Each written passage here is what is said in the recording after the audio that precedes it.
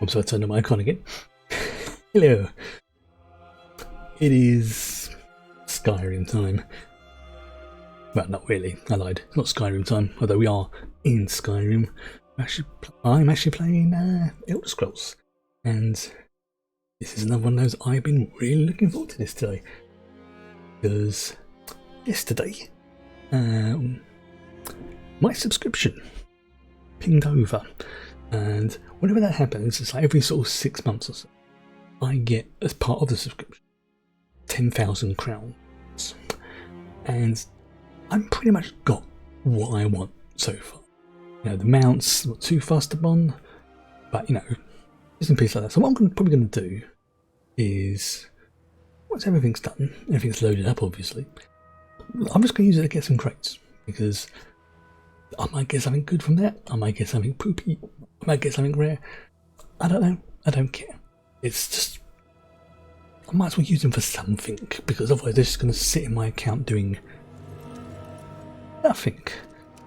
So it's just, oops, I think I'm going to have to reboot my, yeah, I'm going to have to reload the UI.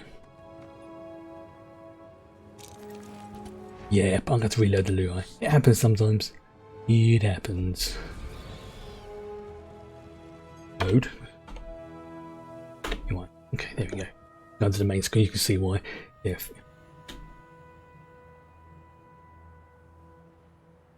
it hasn't crashed, it's just reloading. Probably because I'm in the Skyrim area. So I didn't seem to like that. Yeah, as I was saying, I've got the credits. And the last time I got them, I realised they were just sitting in my in-game account for pretty much close to 5 months, and I just never used them until I decided, sod it. In fact, I think it was the last time I did it was on stream. They were just been sitting there, and I'd got all the bits and pieces I wanted. I've got the merchant, I've got the banker, I've got technically I've got 4 residences now. The game, one of them I still haven't finished decorating, but that's will be I will keep to my original promise that when I've got to a decent point with my crafter, he's almost there yet, then I will just spend the day crafting. You know, do a crafting and decorating stream in the big manor. But yeah, once everything's loaded back up again, then I'm going to go with that. The other thing as well, and something I'm quite excited about, but also teeny bit annoyed, but not to the point where it's going to stop me, is Twitch has rolled out a new feature called watch parties. Now what that does is, if you first of all, you have to have Prime for this to work. Not my decision. This is, I think, one of the ways they can get around the broadcasting type thing, is because technically you're watching it on your end and I'm watching it on my end at the same time, and the chat is just like linking the two together. I think that's how they get around it. But next Wednesday, I'm going to run as a trial, see how it goes, a what's called a watch party. It's literally me watching a particular show, and you know, we'll watch as many episodes as we can in the time limit, or if it's a movie, it will be under the 3 hours, that kind of thing. That's basically what it's going to be. It's just going to be like a sort of watch along Wednesday, something like that. But there we go. Yeah, it's loaded up properly this time. But it's how can I put it? Go here somewhere it's outside the city first before I do everything. Now, the only thing that really annoyed me was, one of the things I've seen is that Farscape, one of my favourite TV shows from the 90s and 2000s, is on there. All but season 1, which I could not understand. Why the heck is season 1 not there? So I thought, oh, okay, perhaps it's just not part of this watch-along promotion. So, okay, fair enough. I went to have a look on Prime. It's not there. Like, what? I mean, what? Couldn't understand that. Very annoyed. Not enough to send me to the angry though, but definitely a bit of a ooh, that vexed me moment. Really did. Anymore. We had a few furs to keep us warm. A cold wind blows. Giants stomp through our village. and we have nothing but the shirts on our backs to keep us warm. That sucks. Picked a poor time to visit Lower Yorgrim. What can this one do to help? I don't have a grand quest to offer you. We are just cold and hurt and afraid for our lives. Nah, this ain't right now, but I'm gonna be the hero, Khajiit. Yeah, got to live up to the reputation. There must be something Valen can do. Well, the wolves came to Lower Yorgrim after the giants attacked. They roam the streets and feast on our dead. Ugh. Perhaps you could collect a few wolf pelts for me. I can turn them into blankets. At least those of us that survived can stay warm. Well, Valen will return with some wolf pets. Right, a bit of a you see, once I'm away from this city, then I will speak to this person. Adult Cold Eye. Greetings. What brings you to my pier in the middle of this disaster? Valen is looking for pickled fish. Sure, suppose. What with the giant attack and all, I completely forgot about all that. My sincerest apologies. Here you go. Thank you. What happened here? Haven't you heard? Giants attacked Lower Yorgrim. Go speak to Eraki in the tavern over there if you want more information. Okay, Khajiit must go now.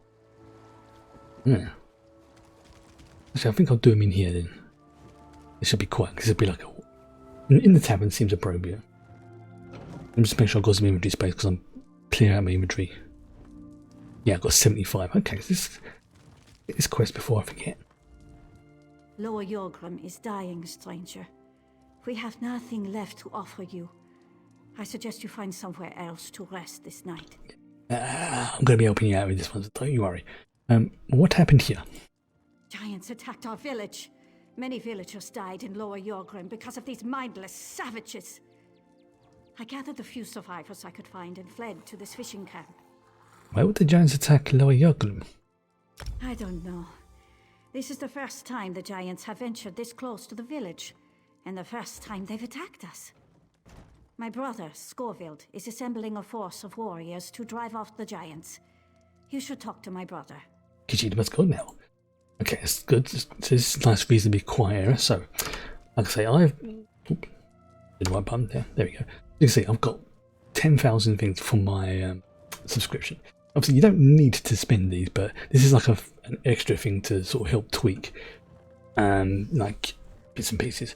Now, if you were only going to get that subscription once and you had some cash, what I would, or some coins, what I would suggest is that you spend it on the DLC, like the Thieves Guild, the Assassins Guild, stuff like that. Things that will still carry on or will benefit your entire account. If, like me, you're probably going to be playing it online, then just pretty much spend it on it. But for those who only do it in like a little bit at a time, those are the best things to put towards it. Things that increases your content, increase your options, increase your storage. Anything like that is your best bet. But for everyone else, you can just get what you want. That's what I'm going to do. I'm going to get myself, basically I'm just going to get as many ridiculous crown crates as I can. So for example, now that, if I get up to 600 of these things, which I get as well, then I will, I mean, that's pretty freaking dope. Can't deny that. So, let's see, I'll get 5,000, will get me 30 crates. So, yeah, I'm going to purchase that, yes, for me, because why not? Okay, let's do the same again. Now, so a lot of these are probably going to be sort of just junk stuff, but I can break those down into crown gems, and if I can get, say, if I can get 600, I'll do that. If not, then I've got plenty of other things I can get. There's different mounts. They're like sort of makeup rewards. I mean, if you ever play Star Trek Online, they're like the equivalent of the Lobby, that kind of thing. You got that one, the Nordgit. Some of the epic rewards are pretty good, so it's like for example, bear. And remember, all bears are called trinket. There's also the different gear as well. So some of these look really friggin' dope, like the kitty here as well. So that's probably what I'll do here. I would go through and get that. But let's Let's go open up some of these. Greetings, my good friend. Greetings. Let's see what this first crate has given me. An excellent selection. Joe, a bonus reward. Ooh, bonus.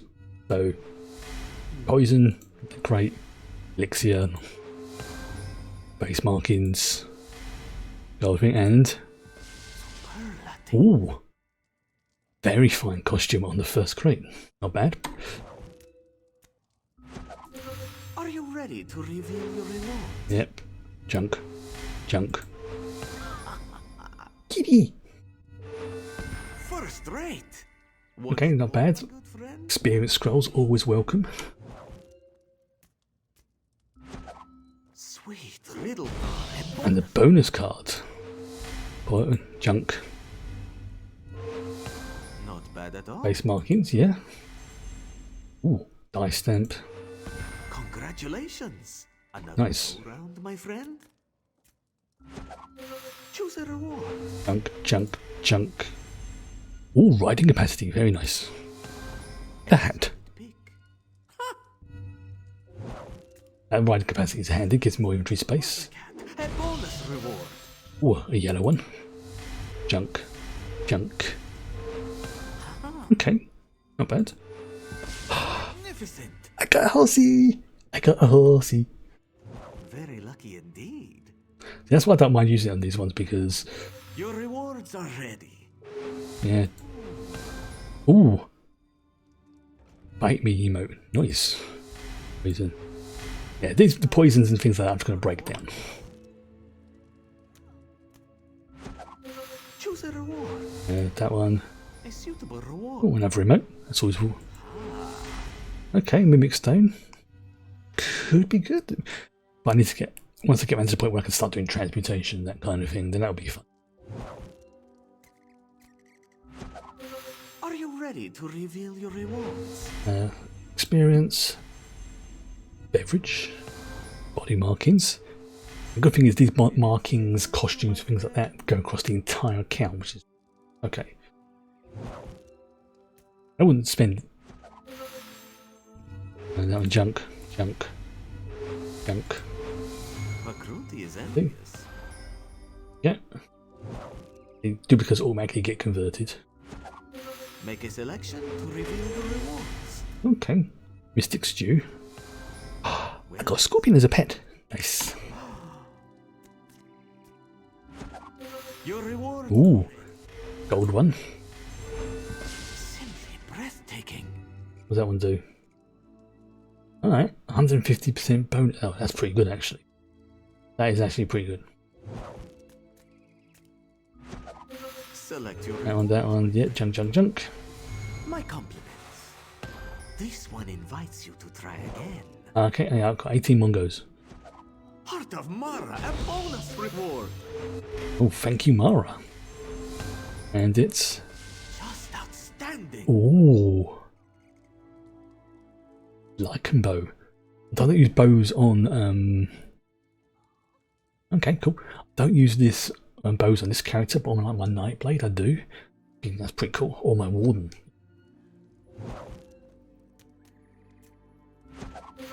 Are you ready? Chunk, chunk, chunk, chunk. A wizard's cowl. Okay, not too bad. Makruti Not great. sees that you are ready to play. Excellent. Crown repair kit. Very sleek. Can be useful at times. Your rewards are ready. Chunk, chunk. An exquisite selection. Ooh, an adornment. Alright. Ooh. Select your rewards, Ooh. my friend. Most excellent. Ooh. Greymoor Lycanthrope Greatsword. Rated for special rewards in the store. Nice. Choose a reward. Okay, and Sweet yeah, this is why I only do it when I get the part of the subscription. Balls, a bonus reward. Ooh, got costume. Pretty cool. If I can get to 100, I'll be happy. Are you ready to reveal your rewards? Oh, body markings, nice. Got 10 more to go. Your Starting to get duplicates now, so Like that one. These gems can be traded for special rewards in the store. Oh, I am aware of that. Let's speed up a little bit. Make a selection to reveal your rewards. Ooh, gems. Okay, same again. Congratulations. Make a selection to reveal your rewards. More duplicates. Precious gems can be traded for valuable rewards. I know. Very nice. Alright. Ah, Okay. your rewards are ready. Why not? Alright, nothing fancy. Okay. Invites you to try again. Choose a reward. Most excellent. I've got a dance somewhere. Look at those gems. Nice. Valuable. Bring more. Are you ready to reveal your rewards? Okay, yes, these poisons can go. 'Cause I'm not using poisons. Sparkly. Sweet riddle bar and bonus reward. Magnificent. Ooh, These precious gems can be traded for valuable. posh clothes. Sweet. Are you ready to reveal your rewards? Okay, some duplicates. Right. Traded for special rewards in the store. Okay, so let's extract some gems. So let's see, I'm not going to use these poisons. Because, yeah. Okay, so let's have a look again. Restoration poison. Yeah, that's pretty good. That's good. Spellcaster elixir. Okay, yep, that could be kept. Loads of experience scrolls, which is good. Poison, yep, get rid of that one. Let's have a look down there. Poison again. Again, I want to use them as well. Poison. Okay, and let's have a look. More poison.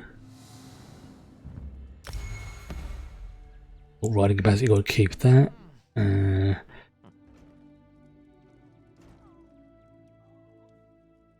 That can go because I don't really use the dice.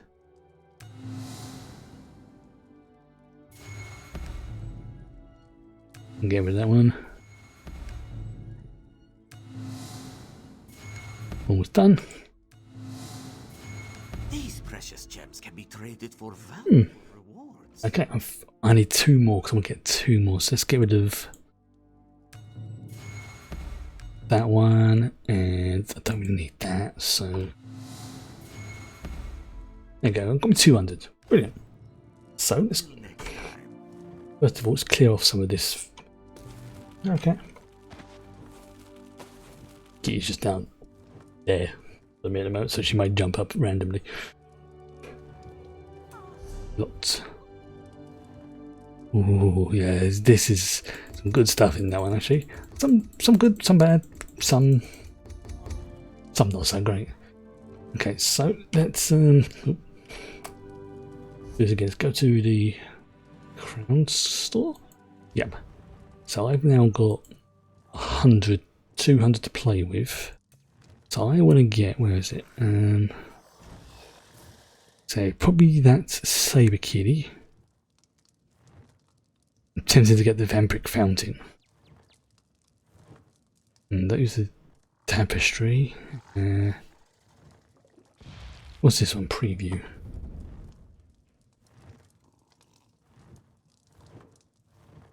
Ooh, that looks weird. That looks too weird. That looks way too weird. Mountain Bear. So yeah, let's get the there's a slightly different bear. Yes, I shall have you. Excellent. And I shall also have, where's the other one gone? Yes. Good, good. Well, let's have a quick look on the epic ones first, in case there's anything interesting there. I can get 2 epic ones. Okay, bye-bye cat.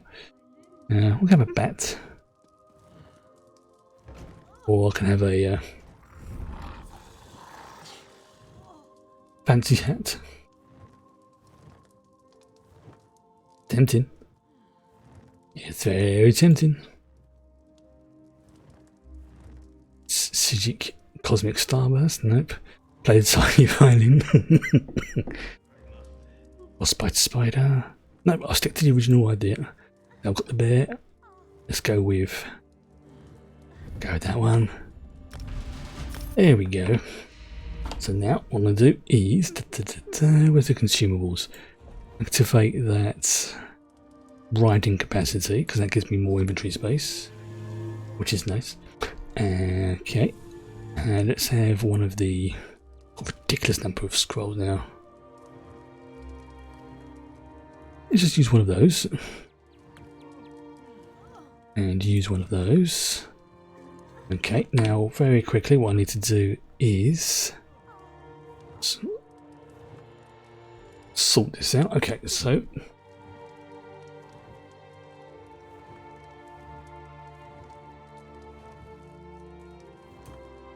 tools, yep, alright, so don't worry about that. Oh, I see, this is why it's in. Right, so show equines, yep. Oh, I see, this is why I see, this is why it's the mounts and things are not showing now. It's because they've expanded them. Oh, okay. Yeah, I've got costumes. Yep, I know that.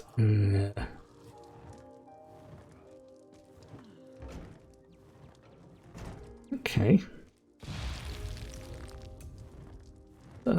Mementos, assistance,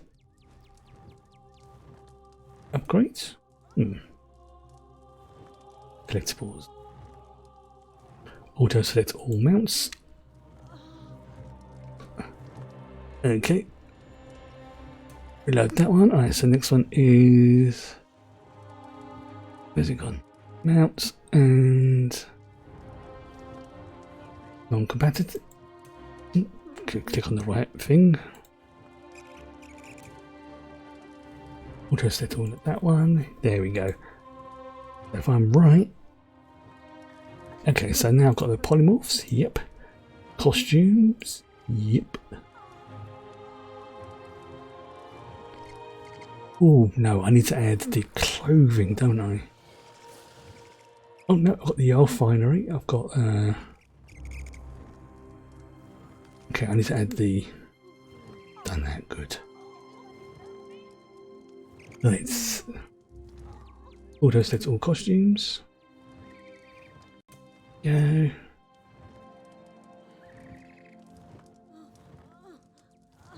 Where's it gone? Yep, that's it. Excellent. Right, so that's me done. Now let's continue. So now we'll go back to the building. Oop. Right, so let's continue this first. Oh, I see, that's why, because they've been updated, I think. Yes, oh, I see, they've broken them down. So I've got quints, which is basically horses. This is the one I've got, even though it says sprinkles, it's called now. I've now got felines. So I've got the 3 different kitties there. Anthropods, which is basically that one. Canines, which is the doggos. Zerfines, which is basically, this is the ones you get from the events, the elks, things like that. Ursines, which are basically bears. I've got the cave bear, even though it says Theodore. I will of course have to rename it Trinket, because that is the law.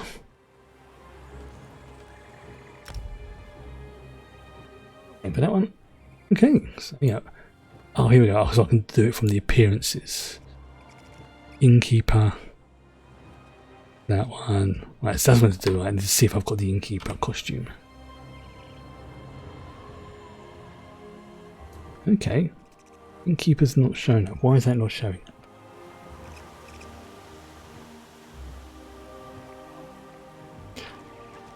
Probably because it has not been added to the collector thing. So let's just refresh. I had to refresh it. That's why.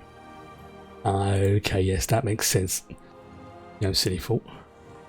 There's the innkeeper. Yep, there's the innkeeper. Fantastic. Good. Now I know that's working. As if anything, refreshing helps so much. Just go back to the plot. Now I'm going bag a wolf because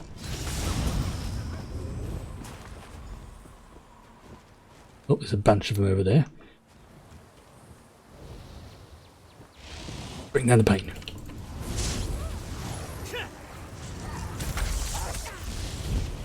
And more wolves got. How many more wolves do I need? I need 4 more. So if I go and do what I have to do in here, they might have respawned.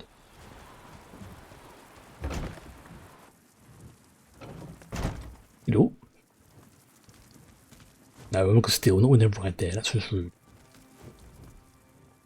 If you seek sanctuary, you've come to the wrong place. This is my war council, and you have interrupted its proceedings. There's only 2. Never mind. Your sister sent Khajiit.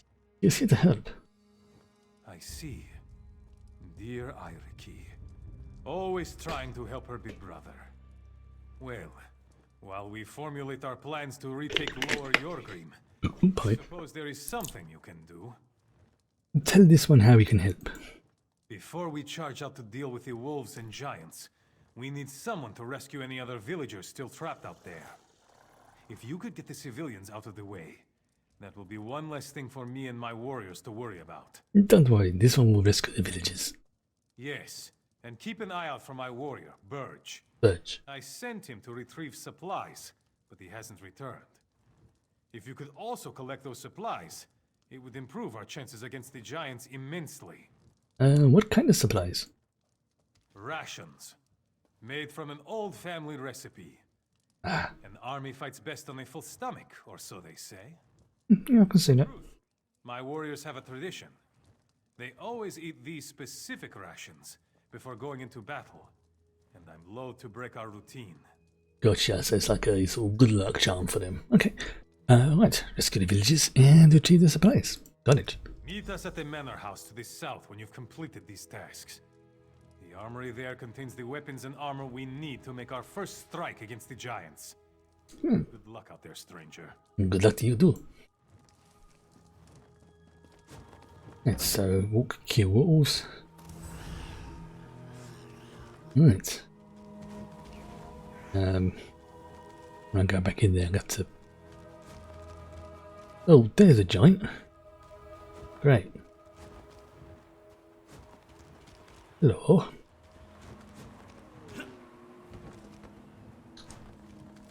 I'll take these supplies, thank you very much. Villager. Is it safe out there? Yeah, there's a big house giant who's willing to twat me, but safe enough. Scarlet Frostwind sent this one to save who we could. Keep your head down and go to the fishing village. You don't have to tell me twice. Yes, get going. Get going.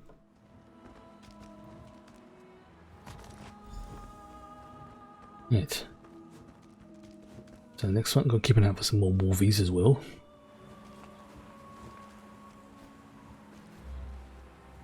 You know what? Great. Come from the land, doesn't it?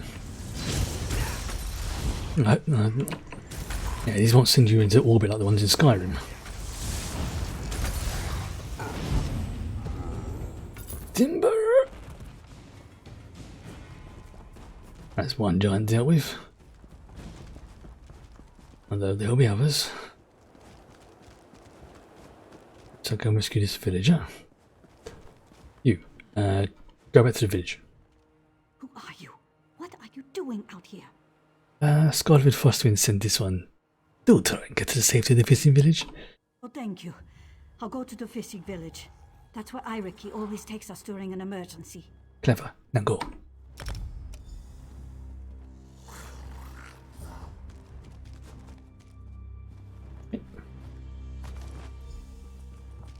Ah, there's another one. Okay. So the next one is going to be over there in that building. Up there. Whilst I'm in here, let's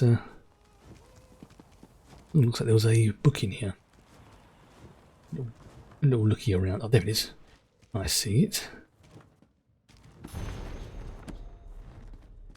I'm going to go in. I have to go back into the other thing as well, so I can. I'm trying to collect as many of the lore things as I can. But I miss one. It's not a big deal, but it's just, just want to see how many I can get. Oh, it's a wolfie. Not anymore. Let's see if there's a. Hello, is there anything there? I'll say, oh, God.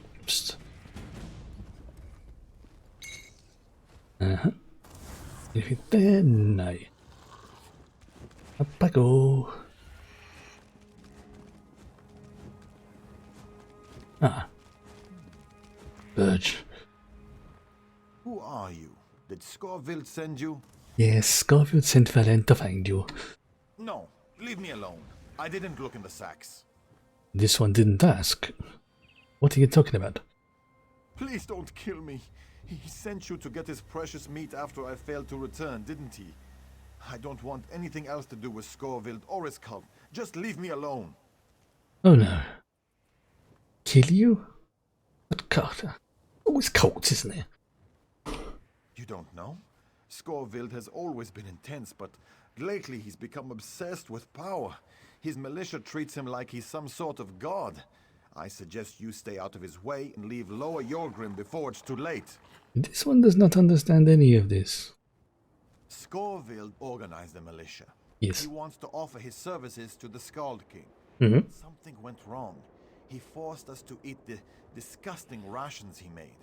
After that, the giants attacked Lower Yorgrim. I think Scorville drew the giants to us. Someone's telling porkies. How did you do that? I don't know exactly, but I think it has something to do with the rations. I Test the mic a sec. one of the sacks. His rations?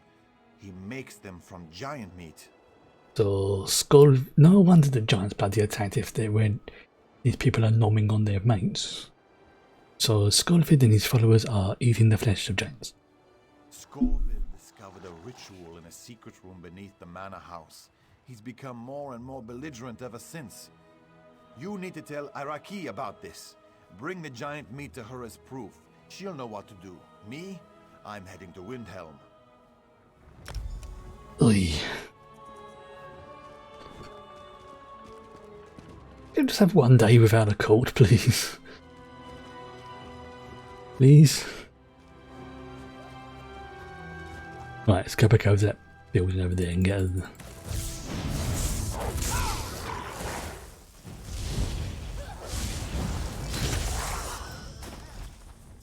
Right. Let's get one more wolf pelt. You will do.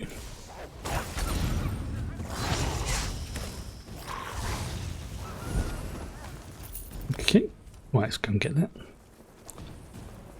Stick a little wander this way. Thank you. I can fight the giants. I've proven that, but it's just. Okay.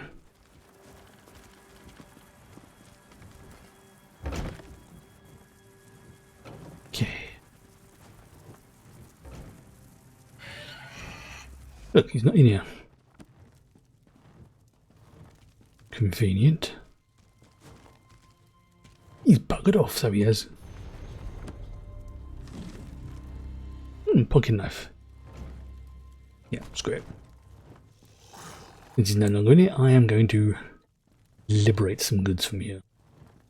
Oh, I think that might have just been it. Ah, poop. Yeah, good evening.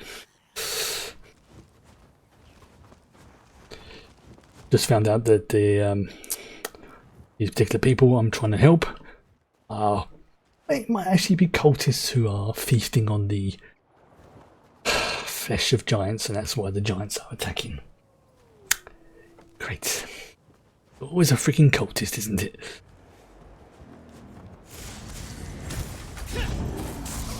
Always a freaking cultist. Indeed.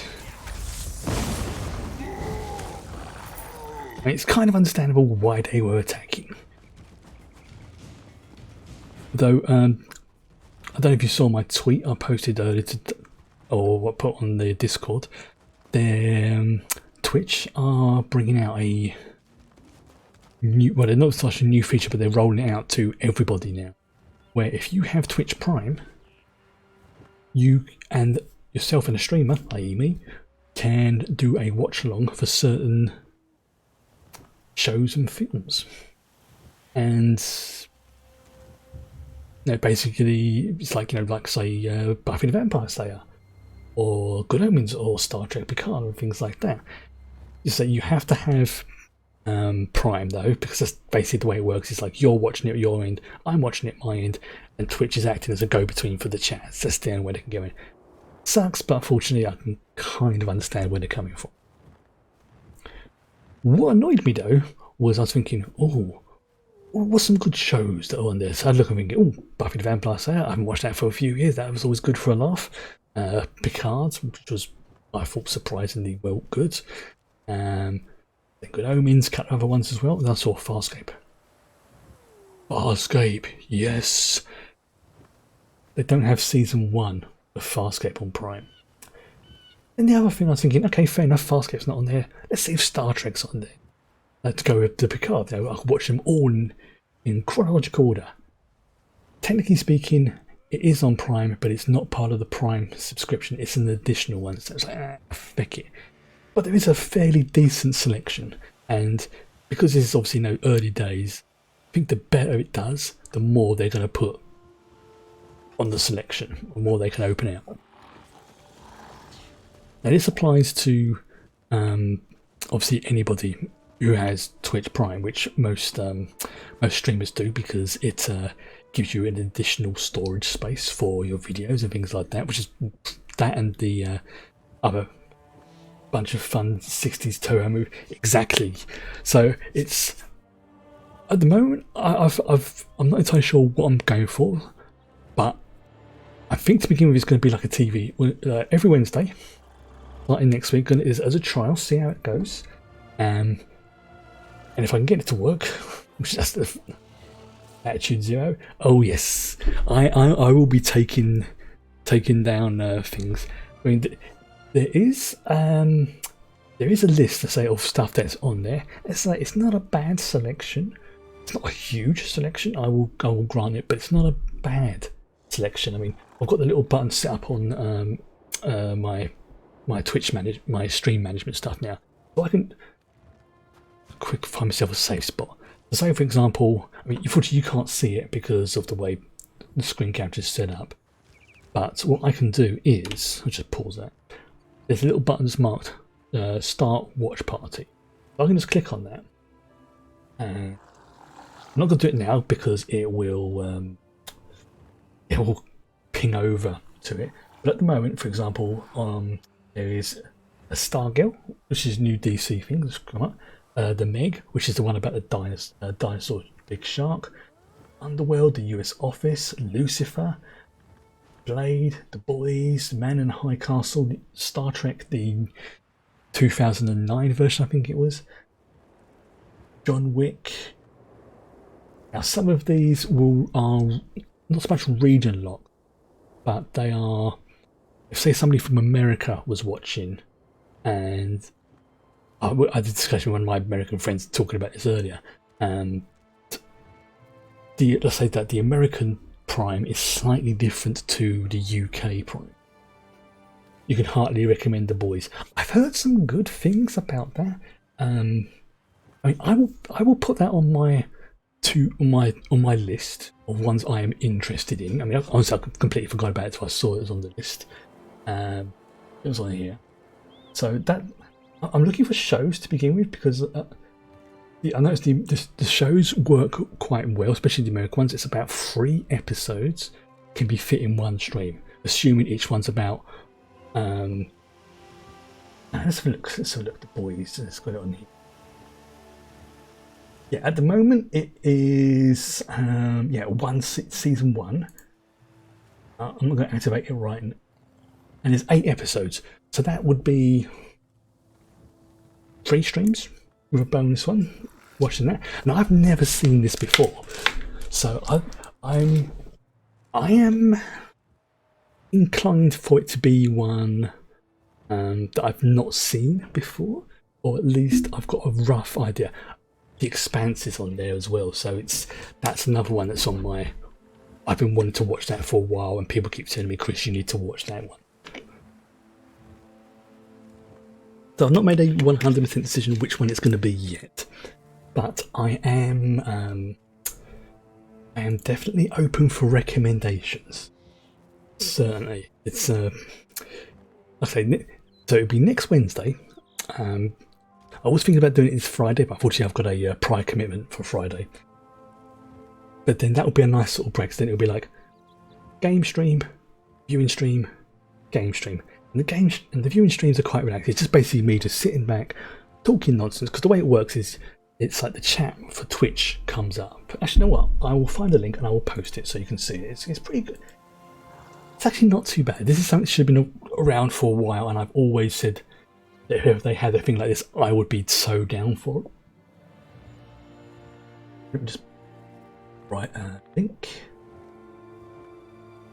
Right, nice. You can have a look at that when you come back. So let's crack on with this. Oops, where am I going? I'm going to the wrong place. Here we go. Oh, it's a sky shot. Nice. Some of that zoot. There we go. Give me some of the sweet sky shot.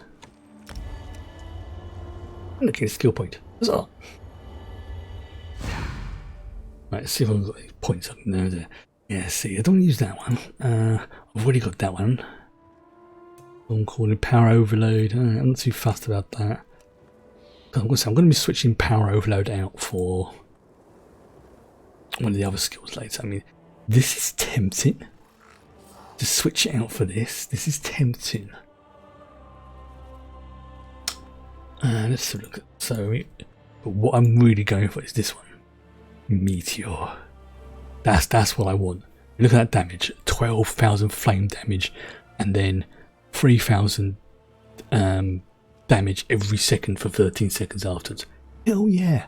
Give me some of that. And some of the other ones there, you know, like Thieves Guild and that kind of thing. You know, could go with some of these, but then they're more for like if you do like lots of dungeons and that kind of thing. We've got the racial ones and some of the craft ones as well, but I'm saving my skills for. There we go. Wrong one there. Chill Hollow. Now, I'm quite happy with that. What Twitch have done. Just a little bit annoyed with the I say it's a tiny annoy. It's more of a grumble rather than being annoyed with regards to Farscape.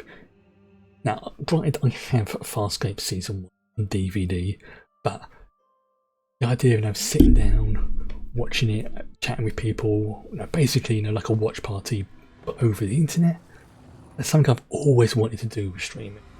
Now I get the chance to do it.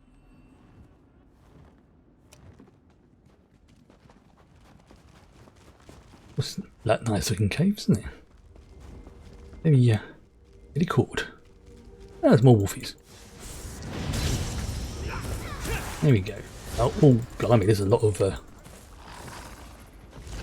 hello. Big boy there. Oh, look, I've got my little frosty elk pet. That's why I like doing the random options, like they just sort of pop up occasionally. Alright, so this is where I've got to go. And some of you. And you. And you as well. Oh, it's a wisp. Those things are annoying to fight. 1, 2, 3, 4. Let's look. Ooh, what's that? Okay, nothing fancy. Okay. Oh, another wasp. Wasp wolf.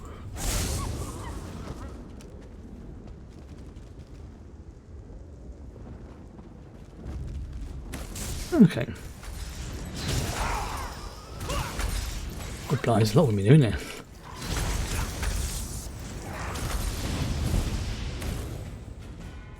I'm going the right way. See, I was going the wrong way. Okay, full up. Oh, the wisp mother, that's why there's wisps here. Of course there is.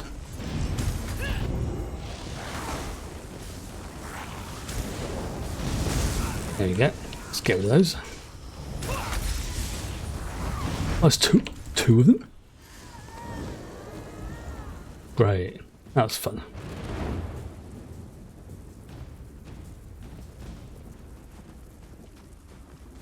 Nice cave though. Can't deny that. It's very visually pleasing. I think that's definitely something that having the upgrades on the machine now has really shown is,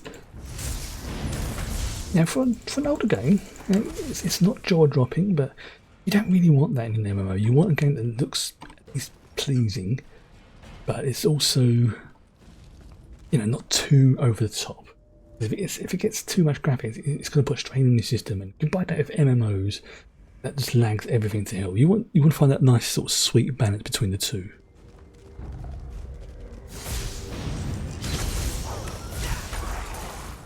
Especially like with all creatures like this. You know, I mean, hell, one day, you know, you'll get MMOs where, you know, it just basically plugs straight into the brain. Pretty amusing. Not sure I'd want that, but it wouldn't surprise me if the technology for that comes around. Do you mind? Great. I can't fight back when I'm sky sharding.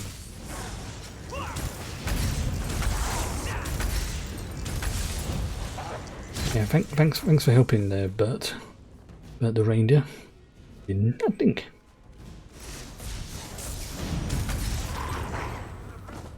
Mind you, there was a few wisps. Oh, great, another wisp mother. Got a nice little block there. No, okay, no, I'm not having that. Nope, no, that's not going to happen. Thank you.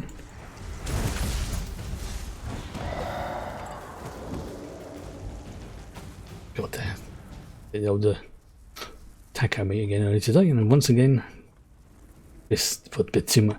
Well, no, I put the right amount of spice on, put not enough meat, so it's concentrated it a little bit. That was a interesting experience. Oh dear. Get rid of those wisps. The good thing is, once you hit those wisps, they die quite easily. Oh, I've got an achievement by the looks of it. Followed the rumours, we found the cave. See if there's anything around here. Nope. Oh, saying go ting. Oh, that's why it's the wisp there.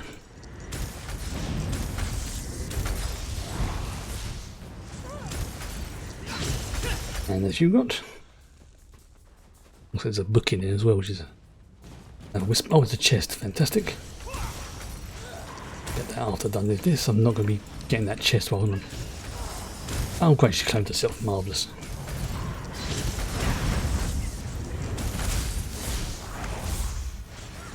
That's an annoying ability.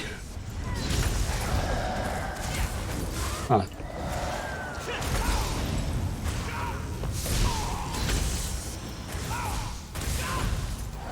There we go.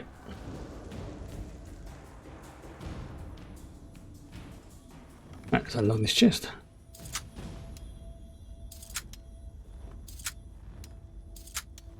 And got what I get. Nothing fancy, but worth it for the experience. Nothing else. There's a book here. Ranger's Journal. Okay, I went the wrong way, didn't I? Oh well. Fine. Took a little diversion. Still got the book and the treasure chest, so it can't be out. Can't be worried about. Another Wolfie.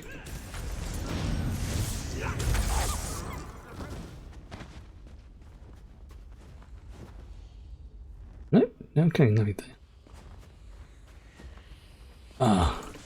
Frost Flame Atronax.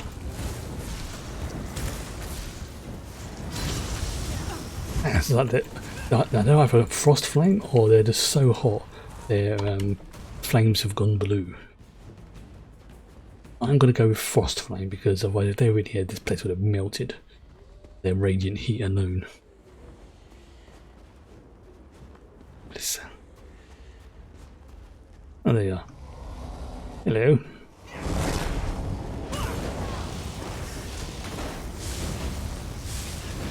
That's right, come this way. Right, fine, focus on them. Boom. Nice. Kind of aimed at you with the wrong spot, didn't I? Didn't do much. Anything interesting? Nope, nope, nope. As usual stuff. Got the achievement at least. That's something. It's better than nothing.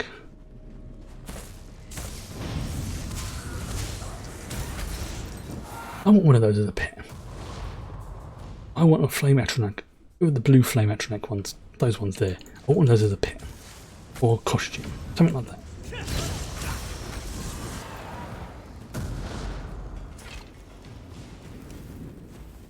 Yeah. Oh, what's this? Oh, there's the house is above it. New area, new housing that they've opened. Right. Just work my way around here now.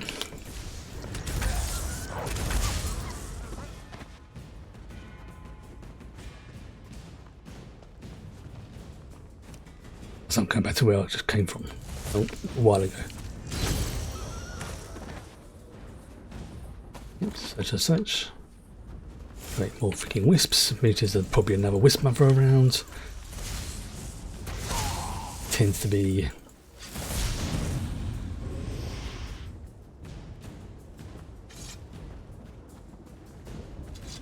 nothing fancy.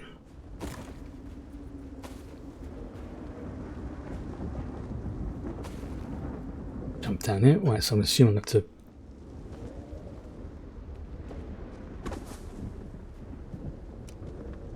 Okay, so now I'll go back this way.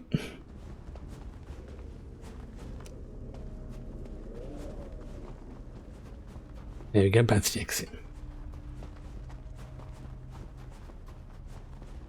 One thing I've always liked about the Elder Scrolls game is that dungeons always have a quick route back to the exit once you've done them.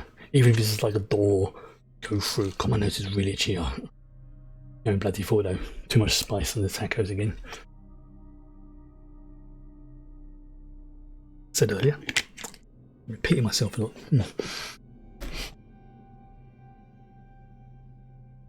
One of the old halls, East March, was among the first. Again. Oh. Right, so now I've got to head back to.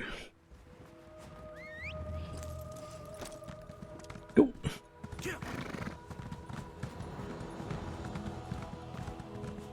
This is right.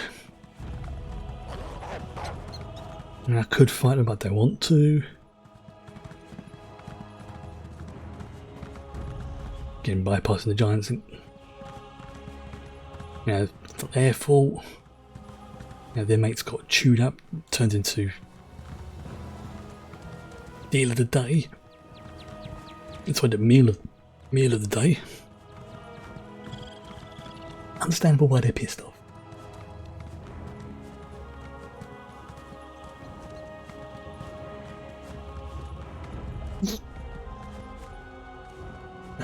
So I'm getting caught up in the visuals of this again. It's one of those.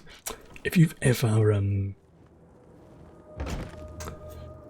had glasses, well, when you get like new glasses, you do find yourself going a lot. You made it. It's about time. Valen rescued villagers and recovered the supplies you wanted. That's better than I expected. You have proven yourself worthy enough to join my militia and share in the strength that will soon be ours. Our strength will increase 1,000-fold. More than enough to defeat the giants and all of Skyrim's enemies. Considering no. How can you make how can you make us stronger? I know a ritual that makes the meat in those sacks very special. It imbues the person that consumes it with the spirit of the animal it came from. But to show your dedication to our cause, you must eat some of the meat before I unlock its power. It's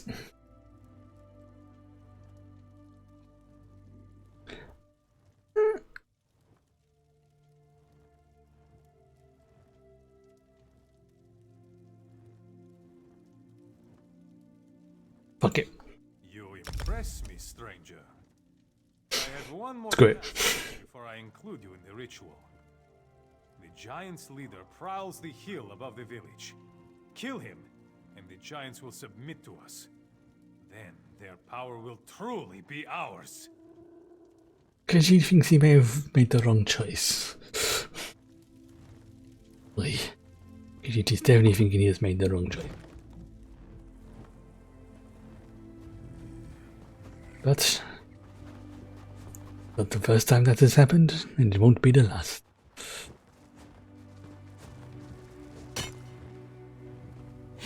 There's no sky shot.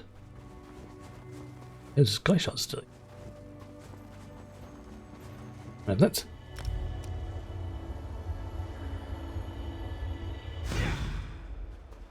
Okay, let's go and find the village lead, the giant leader, and give him a smack on the head.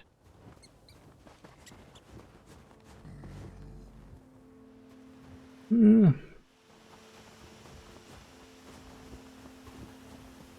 he is. Crush. You know, if I can convince the rest of them just to go, look, just go.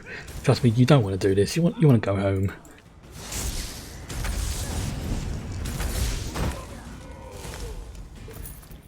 Here we go. The flesh of the leader will add even more power to the ritual.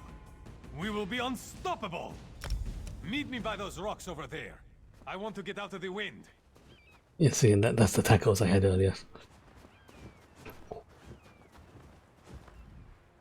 With the power of the giants, nothing will be able to stop us. This one must know. What happens now? The giants are mine to control.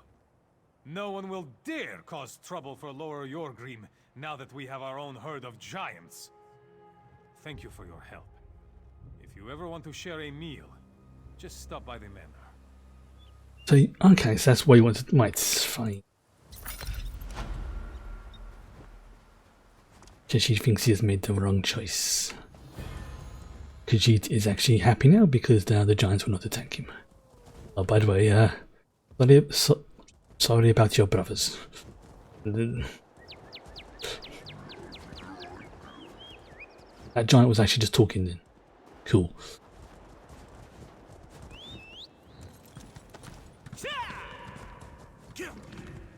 Right. Okay, so we'll go to enemy Fermender, who is... Oops, is there a book here? Nope. Oh, little piggy. Hey, little piggy. Fermender, I have your stuff. You're back! Were you able to kill any of those beasts? And did you bring us any of their pelts? Well, here's the pelts you requested. Thank you. Some of Lower Yorgrim's refugees will sleep warmly tonight. Please, take this for your troubles. Look, considering they were desperate for, you know, food and warmth, but I feel bad taking this. I wish there was like an option to go, no, you keep it. This one will, or you know, take the item or something. But unfortunately, I think that would be a lot more work, and you probably have to have some kind of like reputation or karma system. Although that's an idea for, you know, Elder Scrolls 6, bring back the reputation system. You can be a right a-hole, or you can be a, you know, noble soul. Play the game how you want. that have with proper consequences. None of this doesn't matter nonsense. None of that. You don't have consequences. Make them actually happen. There's a big bear. I have this.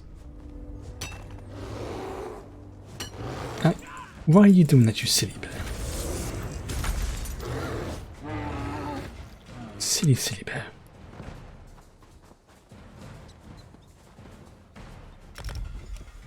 Ah, Treve. Hello. I'm here to relieve you of your lives. Ah, someone's helping. Marvellous. Evidence.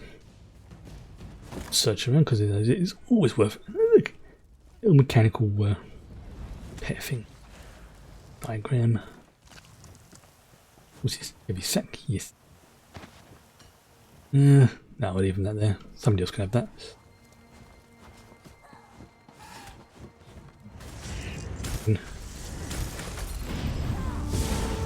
Strike now! Right. Okay. So you've taken. Really, you've taken out my. There we go. Dare you? Very dare you? Right, I'll have that. Orders. Right. I go. I'm gonna go back to the mirror.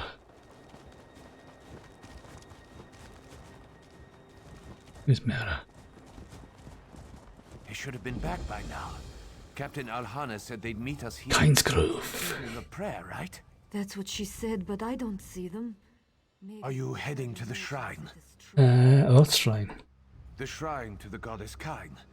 We come here to pray and ask for her blessing before battle. The rest of our brigade went to visit the shrine yesterday. They haven't returned yet, and I'm worried about them. Have you gone to look for them? Well, no. Not after that traveling merchant came by and told us that terrible story. He said dark witches had killed the keepers of the shrine. The place has been overrun. I can match steel with any soldier, but how do you battle a witch's hex? Nakamanda. No, okay, I see what you mean. Valen, go look for your companions and deal with this witch if he encounters them. Kyne bless you, stranger. Captain Alhana commands the brigade. She's an excellent leader and a terror with a blade. But they should have been back by now. Oh, Khajiit must go. Oops. Do apologise.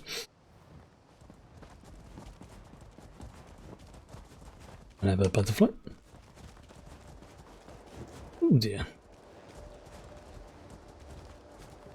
There's something. Ah, Someone's coming. yes, that is me. Hello. Go away, witch! You won't curse anymore, my soldiers. If you don't leave, you'll taste my blade. Khajiit is not a witch. Kroral sent him to help. Roland, really? How do I know you didn't bewitch him, just like the others? If Khajiit was a witch, couldn't he just curse it instead of trying to talk to it? That's the most... Makes sense. Roy's fever grows worse. Captain Alana? My apologies, but these are dangerous times. I watched my soldiers turn into mindless slaves. I had to make sure that your will was still your own. Not to worry. Well, Khajiit is worried, but what happened here? Our brigade came to the shrine to pray. That's when they fell upon us. Daedric witches! Dangerous. Most of my soldiers. We four are all that remains, and Droy is burning with an unnatural fever. I fear he won't last much longer. What happened to him? He was cursed by the witches. The fever burns away all that he is. Soon he'll be a mindless slave, just like the others. Oh dear. The keepers could heal him, but we haven't seen a keeper since we arrived. Please tell this one. Where are the keepers? It's likely the witches killed or cursed them. Of course they Of have. course, they could be barricaded away, just like we are, True. waiting for help to arrive. Droy mentioned something about them before the fever took him, but we've had other things to deal with. Well, Khajiit will try and find them. Any suggestions on where you should start looking? Explore the shrine. The witches there might have a clue. There's also a locked dresser by the bed. One of the bewitched soldiers might have a key. I'd love to know what they've locked in there. Okay, kill witches, find a key. Before the fever took Droy, he mentioned the witch by the lake.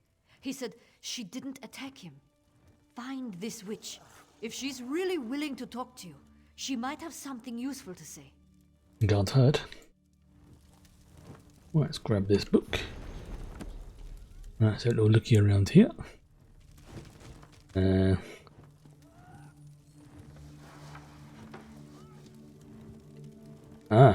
That's the one they were talking about. There's Gil. The fever curse grips poor Troy. If we don't cure him soon, I fear he'll become one of the bewitched. Tell Khajiit what happened. Troy was sent to the shrine ahead of the brigade to let the keepers know we were coming and give them time to prepare. When we arrived, we found Troy like this, burning with fever. I've been trying to care for him, but nothing seems to help. Is there anything Valen can do for him? There's one thing I haven't tried yet. There's a flower that's been known to cure a fever. It's called Kain's Breath. It grows around the runestones that decorate the grove. A handful may help save Droy's life. Can you get some for me? Khajiit will find some of these flowers for you.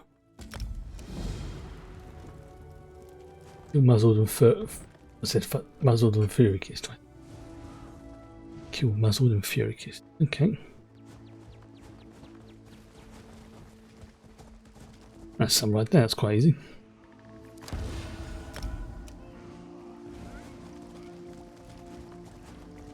Alright, so we'll look out for various enemies as well, like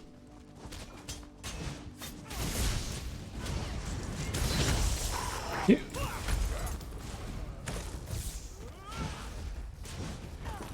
Dresser key. Excellent. Alright, fine. You want to try some of that?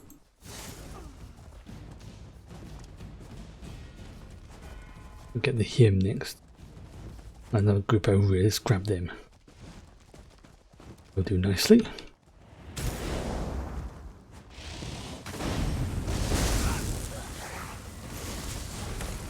I mean, this also was great fun. Hey, over there. Okay.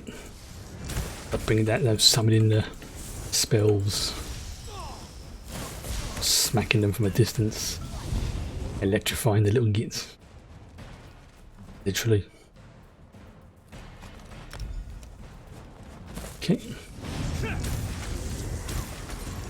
That's our Arcanist. That's a great name. Him even. What's that? Or Diasynth? I should have that.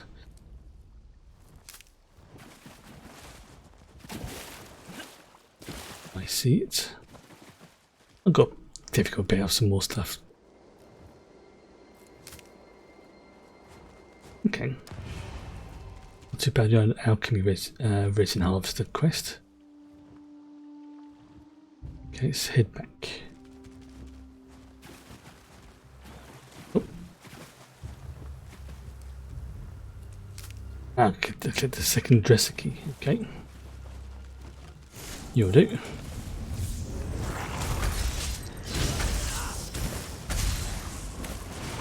And you. Obvious. Okay. Let's see if there's any more of these. Got this. Okay. We'll have another quest then. I didn't realise there was a one of the dolmens was active. Oh well. Where you gone? There you go. You'll do. Then they're going to go to that building over there. Ooh, a treasure map.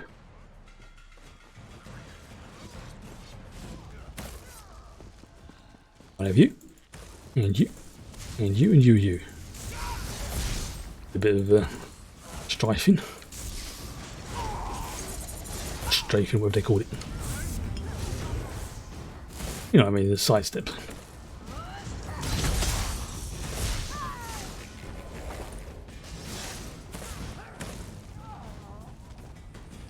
Okay. Still got another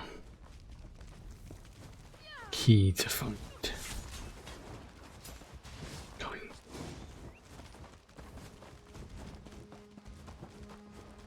Right, let's get out of Khajiit's breath first of all. Oh, a smoke. There we go. Let's get his gits. Because why not? That's it. Bring the pain. Join the fun. We'll get credit, so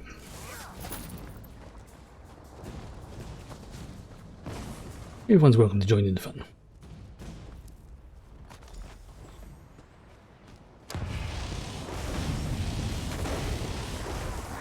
That's it. Have some of that. And what are you? There you.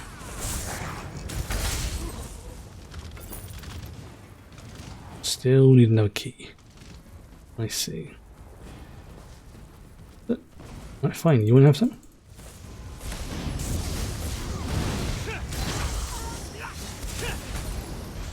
Could be one around this somewhere.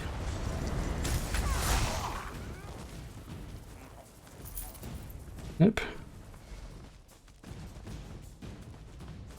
Well, there's a few of us there. Okay.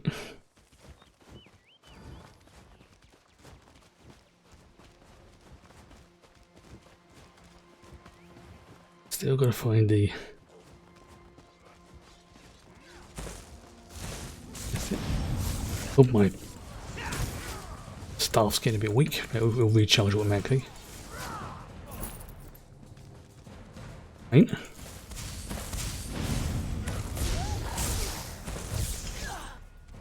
Nope, nothing from them.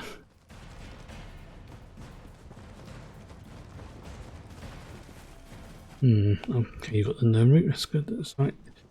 Add the last one. Come on.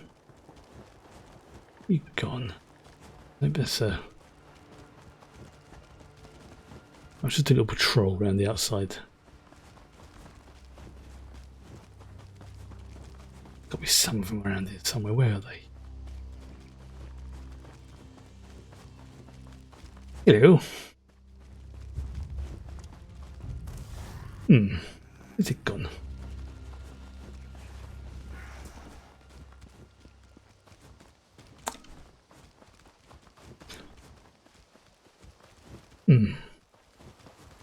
That last plan. I think I mentioned to you on the Discord earlier that the Twitch thing has the watch party thing has gone live. I've had a little bit more of a look into it. Seems that what happens from a few people who have used it already, if you don't have Twitch Prime, you can still access the chat. You just don't access the whatever it is you're watching, sort of thing. But if it's something you have by, say, like on a DVD or something like that, or you just happen to have it in, you know,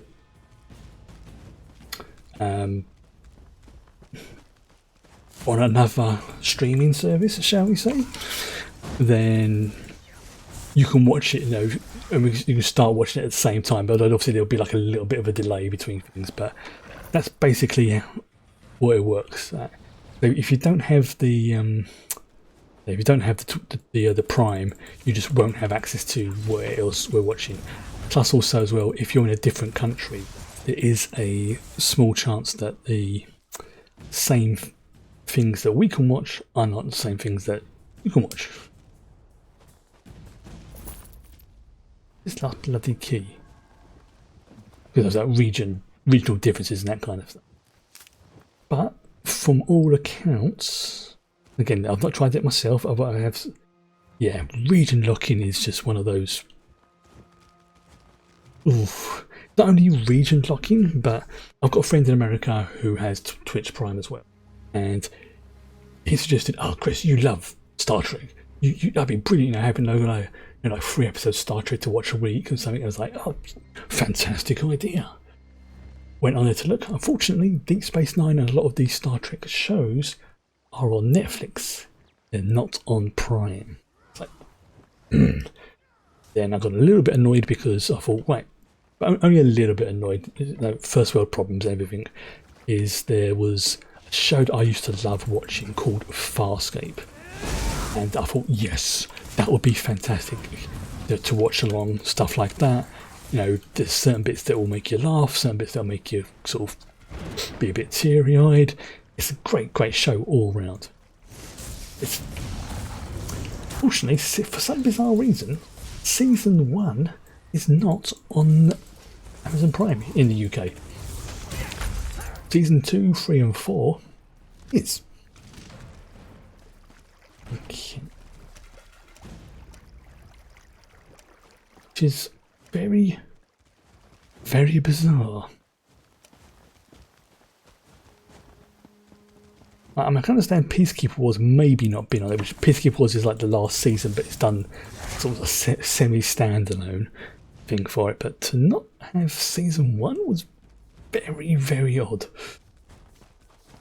I mean, granted, the rest of the seasons are, in my opinion, the superior seasons, but you need to have that grounding, otherwise you'll be going, who the hell's this character? Why is that person pissed off with him? Who's that? And it's like, right, it doesn't make sense. It really does not make sense. I have it on DVD, but that's beside the point. If this doesn't work, I'm going to try and... Probably something to do with... Yeah, you're probably right on that one. It probably is something to do with the licensing, but it still sucks. But I will say there are some pretty good... pretty good options on there instead. Now again... I was on the phone, says, alright, no worries, just talking about the grrr of licensing in different regions and shows and things like that, and why some bizarre reason that Farscape season 1 isn't on Prime, but the season 2, 3 and 4 are, and it's just like grrr. So I'm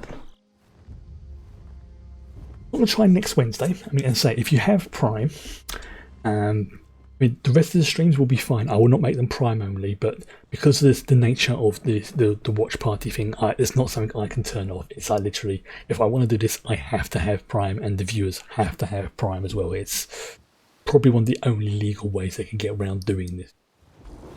So if you do have it, next Wednesday, I'm going to be watching something, and I'm leaning towards either The Boys, because I've not seen that. It's supposed to be pretty good. Or something I have seen before and quite enjoyed and want to watch it again. Maybe sort of Good Omens or something like that. Because that's a great TV show. One of my favourites. So, but there's also films. There's things like that. I'm liking the idea of you've not seen Good Omens. Oh, it's okay. I'm going to keep quiet about Good Omens then, because this is one of those what. Okay, I love Good Omens. It is one of my favourite books, written by Terry Pratchett and Neil. No, Terry Pratchett's passed away unfortunately, but Neil Gaiman as well. Both really good actors, and it's got one particular joke in it, and I'm so happy they kept it in it. That when I saw it, I was legitimately laughing for a good 30 seconds. It's just one of those sort of things that, again, I don't want to spoil it, but it has also a kick-ass soundtrack by Queen, which is part of one of the running jokes in the show as well. So I think, I think that's decided it. If nobody has any objections, and if you do have, say, Twitch Prime, I will be watching Good Omens next week. There's not many episodes. It's only, I think, about 6 or so. It's like a mini series. But it is good. It is really good. Okay, I'm not able to find this, so... Oh, it says manually skip to the next step because I'm an idiot. Right. This is what happens if I don't read the thing properly. Good. There we go, that's decided. Next Wednesday we are watching Good Omens. Honestly, this was something I am so happy that Twitch has done. So I want to support this as much as possible, you know, sort of get the numbers up to see that people are actually okay with this and using it, because the more it's used, the more features and stuff they will put on it. And that'll be a nice Wednesday chill stream, you know, have popcorn, have some drinks, non-alcoholic of course, and just sit back. And I'm going to be sitting at certain bits just going, because I know what's coming next. But as with anything, there will be a no spoiler rule. Now, which, you know, I think it's pretty fun, because otherwise I turn and go, oh, this bit's going to be well freaking funny, his head's going to explode or something like that. That's a dick move. Now, I wouldn't like it if it was done to me, so I try not to do it to other people. So as far as I'm concerned, anyone I watch, I've never seen before. Now, of course, if afterwards you say, oh yeah, I've seen this episode before, or I knew that was going to happen, that's fine. But during it, nah. I'm really looking forward to this. I'm trying to find out something, the idea to sort of put on a Wednesday stream. You know, nothing too intense, not full on like streaming. And this is coming along at the perfect time. Oh, I just suddenly thought of something, actually. I want to see what else is on the list. It's a shame I can't share the list of what's on there. Just seeing if it's on here. Yes! Children of Dune is on there as well. Now, that's one of those ones that it's a sequel series. If you'd have seen the previous series, that really, really does help. Because some of the things will be a bit confusing otherwise. But I'm going to have to have a proper hunt now. But yeah, next week, Good Omens. And then, actually, let's just check to see how many episodes there are. I'm in that mood. I think it's only 6, so that's like two weeks. If we watch 3 episodes per stream.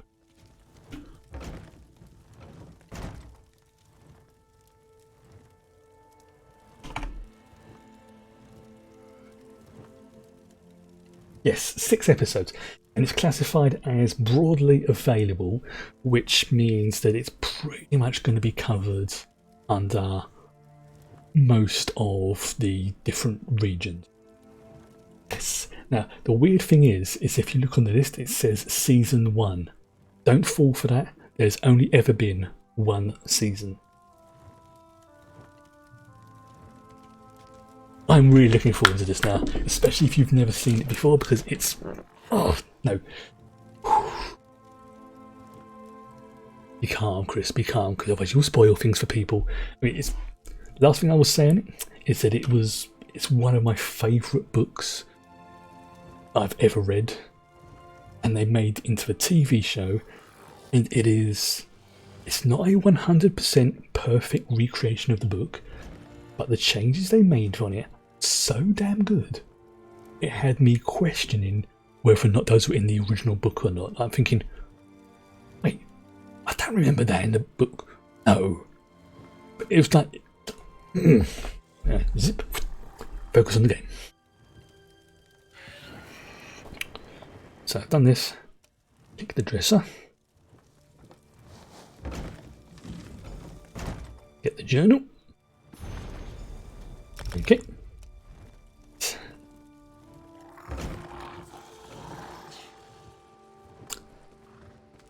Got David Tennant in it as well. And Michael Sheen. The choice. No, I almost spot. See, I'm getting too excited now. It's like when a few of my friends, when they watched it, like when it was like first broadcast or the thing. I mean, I binged it on basically one day because that's the kind of person I am.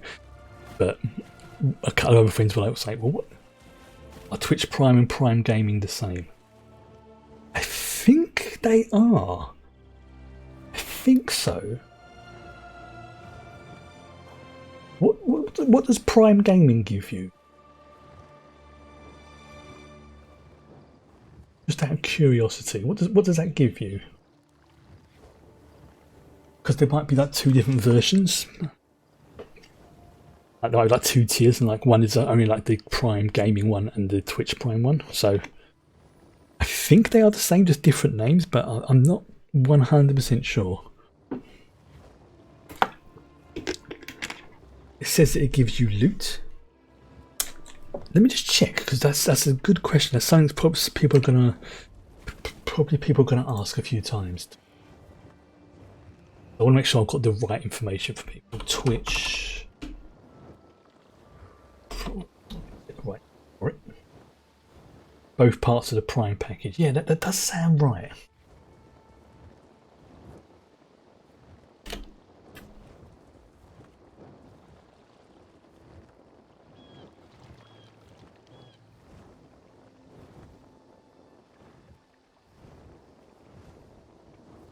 Yeah, I suspect what it is, and I'm pretty sure this is right. Amazon Prime Gaming. Oh yeah, Prime Gaming is the latest pack of perks for Prime members. There you go. Yeah. Oh, if everyone's just put in chat. Yeah, it gives you loot, free. Like, granted, some of the loot isn't particularly great, but no, like as you see, like you got 1,200,000 a week for a month in Grand Theft Auto Online, which is pretty sweet. I got a while back some. I know when I played Observer last year, I got that as part of Twitch Prime. The loot, I think I had a couple of things for like Destiny. I've had a couple of things for ESO as well. I think that's if you have Prime Gaming, I suspect very, very much various upgrades and such for various games plus free games. Yeah, and granted, some of the games aren't what I would call me games, but it's a nice variety, and you know, it's a free game. Some of them are good, some of them are more suited for other people. So I am confident that if you have Twitch Gaming, so Prime Gaming, you have that. Now, I never want to say 100% because I've been proven wrong so many times with other things in the past, but I am confident. Right, where's this Leaford guy? Oh, he's up there. Twitch Prime is now Prime Gaming. Oh, well, there you go. There you go. Well, no, don't worry. It was one of those questions somebody was going to ask me at some point, and getting it sorted now just basically means it's like, yeah, okay, we've got that sorted. Why do you approach me? Do you want to? Okay, that's pretty dope with the flames. Or perhaps you believe Kine will protect you. Khajiit does not have time for games. So that's games. He's looking for the keepers of the grove. Back at grove. You search in vain then, for the keepers are lost. Kine no longer likes. Feeling stoked for next week now. The keepers maintain the shrine of a god who ignores their prayers. Really am. It's like, again, as I said, it's like a couple of my friends are thinking, why does Chris keep going on about this Good Omens thing? Like, no, they've never even read the book. Look, I said to them, just watch the first episode, and if you don't like it, then fair enough, I will shut up about it. By the end of the first episode, they were both funny thing is, they were both watching it, at the same time, give or take a few minutes. So every so often I was getting texts and stuff from them going, oh, blah, blah, blah, blah, blah, blah, has just happened. And then a few minutes later, the other person who was like about 10 minutes behind them was saying exactly the same thing. It was hilarious. So I'm just sitting there just going, Kine blesses the Nords before battle, but Nords die every day. We lose sons and daughters in these stupid wars, and what does mighty Kine do? Absolutely nothing. We refuse to worship a god who ignores us and lets our children die. Well, see, if I didn't have prior commitments for Friday, I'd do it Friday, but unfortunately, I've really agreed to playing a friend's game on that day for a campaign, so it's like, damn it, that hasn't happened, I'll be doing it then. Think about it. You'll figure it out soon enough. Now leave this place and take everyone barricaded in that building with you. The keepers don't need to be rescued, and this grove belongs to us now. Go.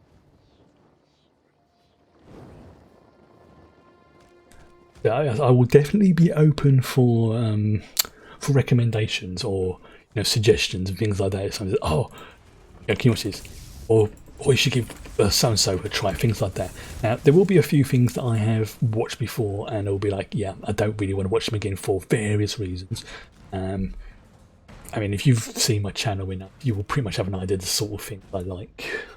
Mainly because I don't think it'll be fair to have black people like to watch. I'm just sitting there just going, I'm so bored. But the good thing is, if you've got a channel like, say sports stuff, for example, I don't really understand sports. I don't have a problem with it. It's just it goes into one ear, out the other, and the brain is like, yeah, I can't process it. So the sports stuff generally is a no for me. Sci-fi stuff is good. Superhero stuff, obviously, if Farscape season 1 goes on there, that will be back on the list. Buffy the Vampire Slayer was one of the original other ones I thought of. I used to watch that religiously when I was younger. Great show. It's not really dated that well. It's got a few issues with it, Written to our goddess. It's strange that a Daedric witch would take this from a keeper. Perhaps it's part of their spell. Maybe they use a victim's property to maintain control. Could be, or they're assholes. But yeah, it's definitely one of those sort of shows that, for its time, was actually pretty decent. But there was still a few, watching it now, there's still a few scenes that are like, yeah, that's just like the scene with Kendra and things like that. It's like, yeah. Sounds like the witches attacked before we arrived. I wonder if the keepers were already cursed when Tara as well. That would explain gutted by that. Strangely. But it's one of those shows that honestly, it's definitely a show for its time, but still has way. I mean, yeah. If you look at let's say problematic aspects of it, they're like. You can probably count them on one hand. So you just have to sort of take it into consideration. A hymn book, a journal, and now a witch. Yes. I have my suspicions, but there must. There's also Angel as well, I think, which was like the spin-off show. That was pretty decent. Ended before its time, unfortunately. What else is there? There's a Star Trek Picard, which is great, absolutely great. Keeper worked. Last time I checked, it was locked. Loved watching that when it was going live. Also, I'm a big Star Trek fan, as you're probably aware. Bit gutted, let's say that the other Trek shows aren't on there, but that's why I say I want this to succeed. I want this to go well because they can then expand it to other things, rentals or stuff like that. And if it does well from that, it'd be like one of the sort of things like, oh yeah, I've got a few bit of cash this month. Let's couple of quid or whatever it is to rent or to buy Deep Space Nine season 1. Boom, there we go. Stuff like that. But that's not available yet. There's something there. It's like, yeah, only if this proves successful. And I've got a feeling it's going to do well. It's like, hope it does. I smell fresh Kain's breath. Yes, so It reminds me when I was a little girl running through the fields. not paying the license. Yeah, same here. I miss those simpler days. I don't even have it. Well, no, I'll tell you, I have a TV, but I haven't watched live TV in over 2 years. I've watched streams. I've watched the occasional video market for box sets. Yes. Yeah, as I say, if you do have like say Prime, have a look on the the Prime Video website. 4 months. Yeah, I've realised I'm just sitting there with regards to the license fee. Now, for those who aren't in the UK, we have what's called over here the TV license. When you buy a TV, it's if you want to watch anything from the BBC, which is BBC One, BBC Two, and stuff like that, you have to have the license. Now, it's more like a subscription fee, really. It's just by the Orville see. Oh, if that ever goes on Prime, begin watching that as well. That's another great show. Got distracted then. But yeah, the license fee basically acts as a subscription. And the good thing is it means that the BBC officially isn't really supposed to have like anything like adverts and things like that, but they kind of get around it by advertising their own products. So it's like they'll say like, now on BBC Two we have Star Trek, Deep Space Nine, or that kind of thing. That's more like a, you know, like when you're watching like YouTube and the little thing comes up at the end that tells you other videos you may like by this channel. It's that kind of logic.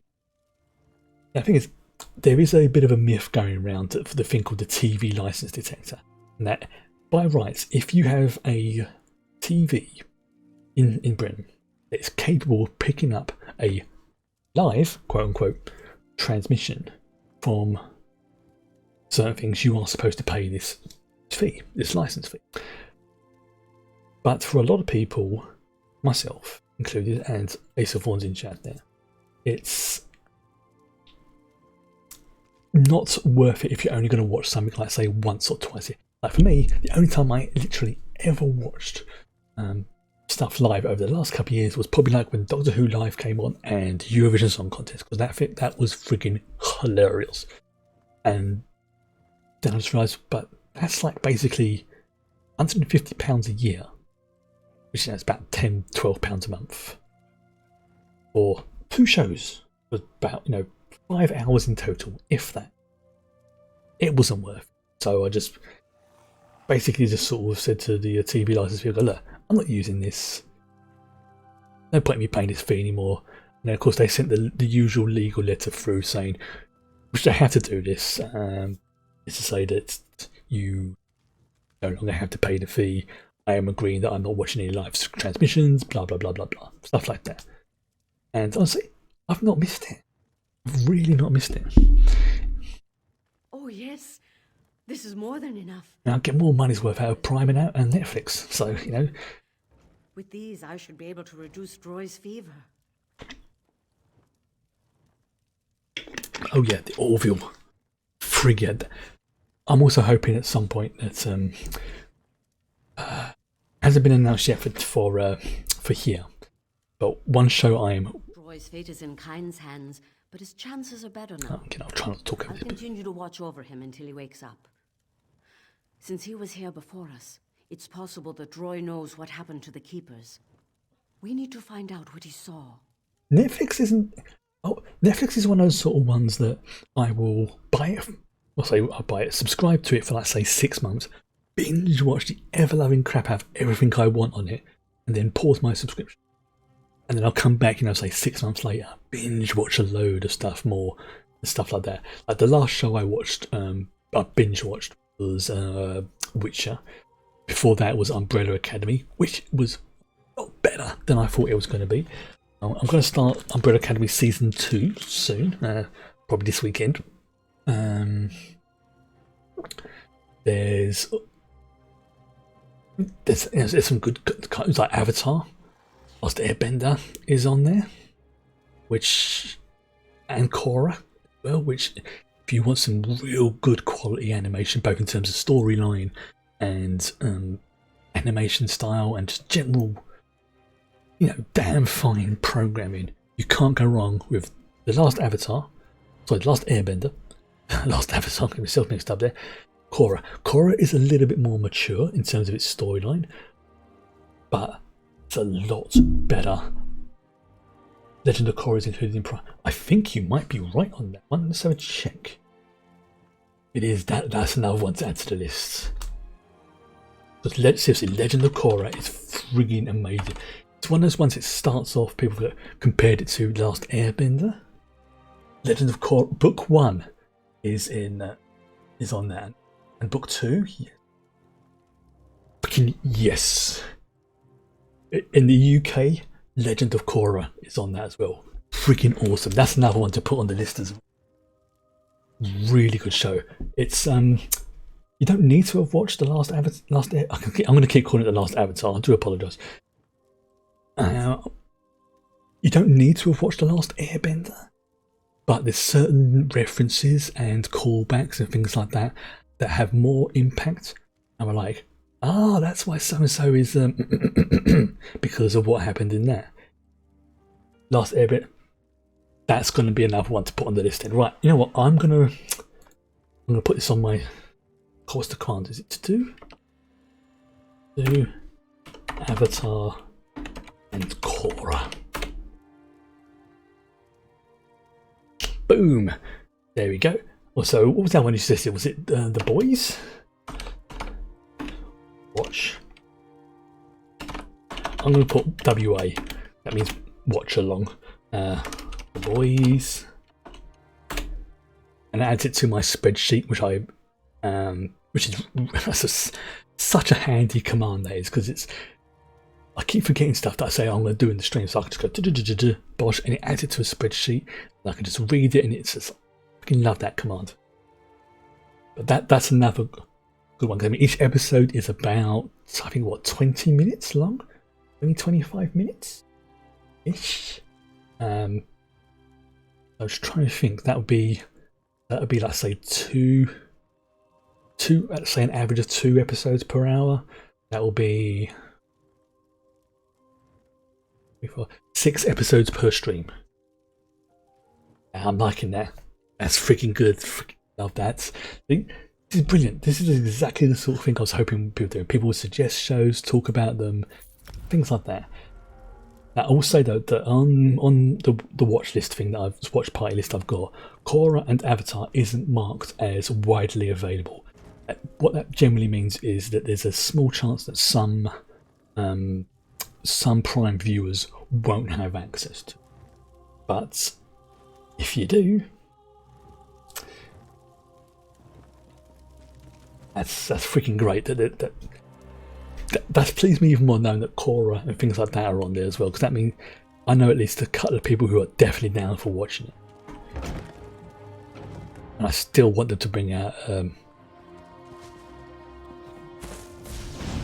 Kyoshi Chronicles. That would be freaking dope. And probably like one of the most powerful avatars ever. You know, so powerful she brings it. The more I think about it, the more this seems like a genius. Yeah, I'm inclined to agree with you. It's maybe a sort of cynical marketing thing, but at the same time, look what it's doing. It's got people talking about Twitch. It's got people thinking, you know what? That's good. Like my favourite streamer, whoever they may be, it's going to be like when I was and I was so glad I didn't get a chance to watch it. Was like going for like really bad movies, like Sharknado and things like that, and they were watching it on stream and thinking, "This is genius! This is fantastic! I freaking love this! It's a legal way to watch along with your viewers and your friends, or chat along this one." And if it's a show you've seen before, I mean, let's say for example I'd never seen Legend of Korra, for example. You can be sitting there just going, obviously no spoilers, but you'd be sitting there in chat just thinking, oh, he's going to see this bit coming up, he's going to see this bit, and then like my reaction, and then you're like, yes, I knew this was coming, I wondered that. Pity the Toho movies I mentioned after. Yeah, that's something I've got to keep an eye. Oh, hello. Remember, I'm in the danger zone, yeah? Yeah, that's definitely got to keep aware of, is that some of these things, Mystery Science Theatre 3000, I've been trying to remember that since they first announced this, what it reminded me of. Where people just sit there, watch old stuff, and just talk nonsense about it.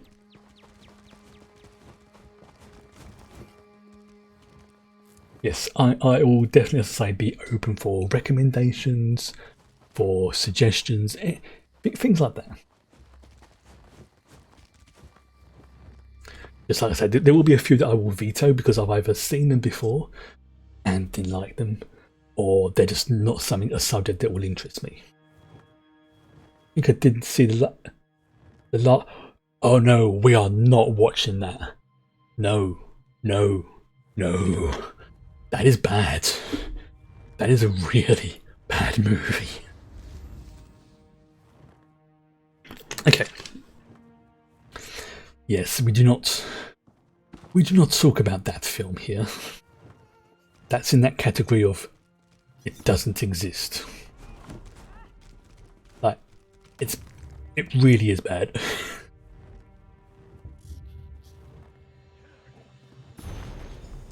I haven't Now the animation since I was a young girl. version, Smaller. you like the background. Right, okay, this is, okay, I'll choose my words carefully, but I'm going to assume you haven't seen the animated show, okay, for this one. If I am wrong on that one, please correct me. Right, now, first of all, the person who directed it, M. Night Shyamalan,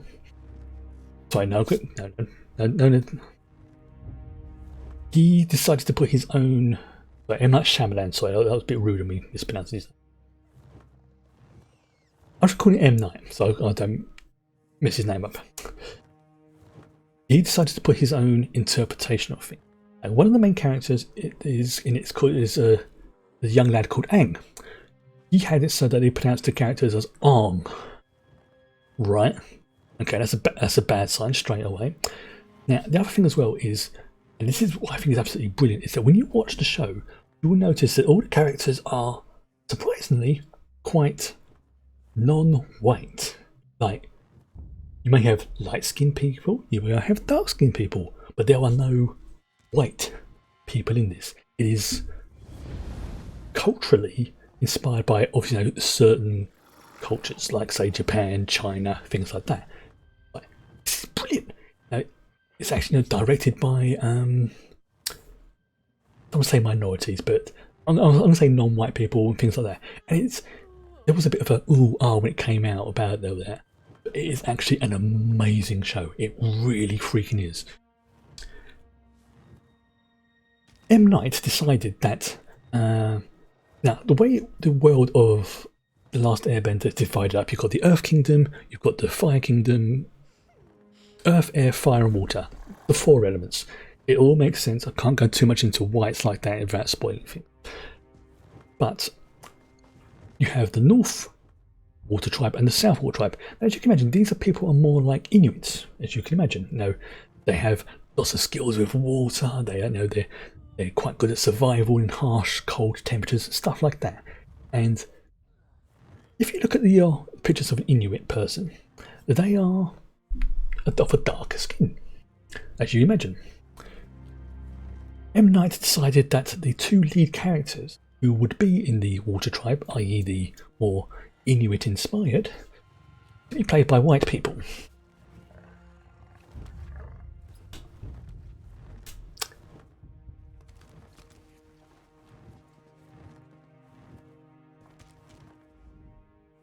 I should have checked the window. And it got worse from there. I tend to break things, not. It got far worse from there. Like, again, each of the combat techniques that the different nations use, like earthbending, firebending, things like that, is based upon a legitimate real-life martial art. Don't ask me what they are. I just know that these things, because the people who did this, they really know their stuff. They deep into the research. They got legitimate martial arts experts in things like that.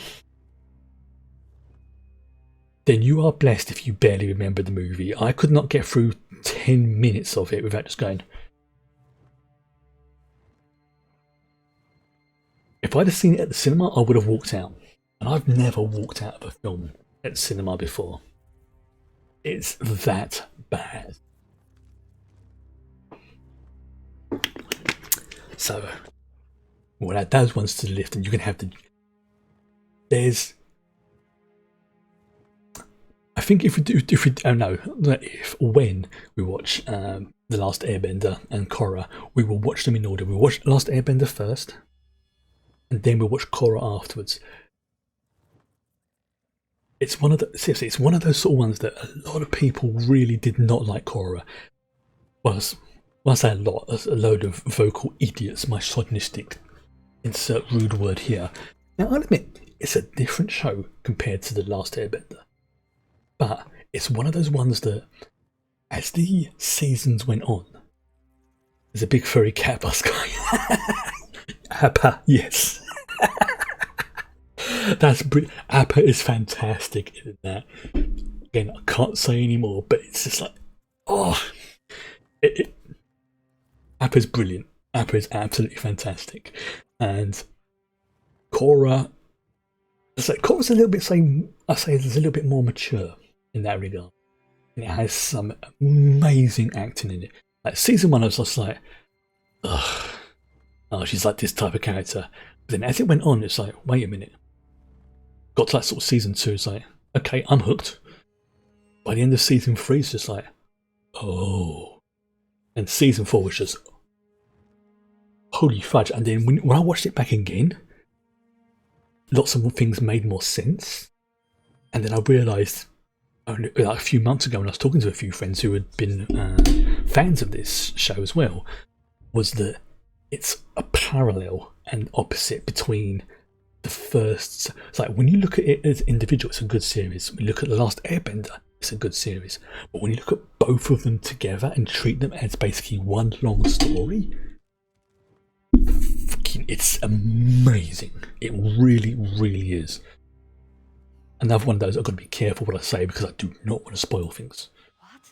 No, that can't be right. But even though I suspect. Now, of course, as I say, when Legend of Korra first started, people thought, oh, this is just going to be, like lots of, I don't want to repeat the phrases because it makes me feel ill, some of the things that I said, but let's just think, your usual internet troll plus a show that has a lead character that's a decently strong-willed woman, and who is, again, she would be of the darker skinned variety cultures, yes, but yeah, culture as well, because of she comes from one of the water tribes, the ones I mentioned before, that being North South. Yeah. There was some really nasty comments on about that one. Not happy with it. Again, really, really good show. Surprisingly mature in terms of. It's like They've been coming from the shrine at the center of the grove. It's not normal. That's probably where you'll find the fallen keeper. Probably had to put this again. I'm trying not to spoil things. It's corrupting the serenity of the grove.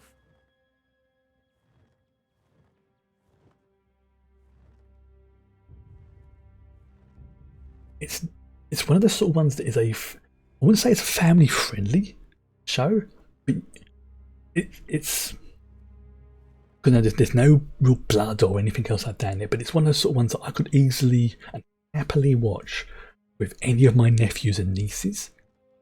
Yeah, exactly. Yeah, there was no need for any of the crap about it. It's especially you know what my views are on that kind of stuff. But it's one of those short shows I would be very happy to sit down and watch with any of my nephews and nieces. Some of those like 8 to 9 years old, 11-year-old, things like that, and not have to worry and think, oh, this is going to be a nasty bit coming up, and just be like, oh, Chris, what does that mean? It means blah blah blah blah. All right, cool. That kind of thing. That's that kind of logic. You can't reason with Daedric witches. We've all No, you can't. Boxes, but they took my soldiers and turned them into mindless slaves. I can't. Fandom, yeah. I like that fandom menace. One of them. What's wrong with me? Yeah. I mean, another one. It's like Discovery. Well, now I'll admit, when Discovery first came out, I was a little bit about it. I'm getting to that in a minute. Some good news about Discovery soon. I feel like I'm being torn Ooh. apart. You're right there, Captain Armor. You don't feel the pain that I have suffered. Oh, great. Now you're going all glowy and floaty. Forsaken us. She let our children die. Now we'll take her children as our own. You don't want to be doing that. Oh, great. It's killed her. Marvellous. Right.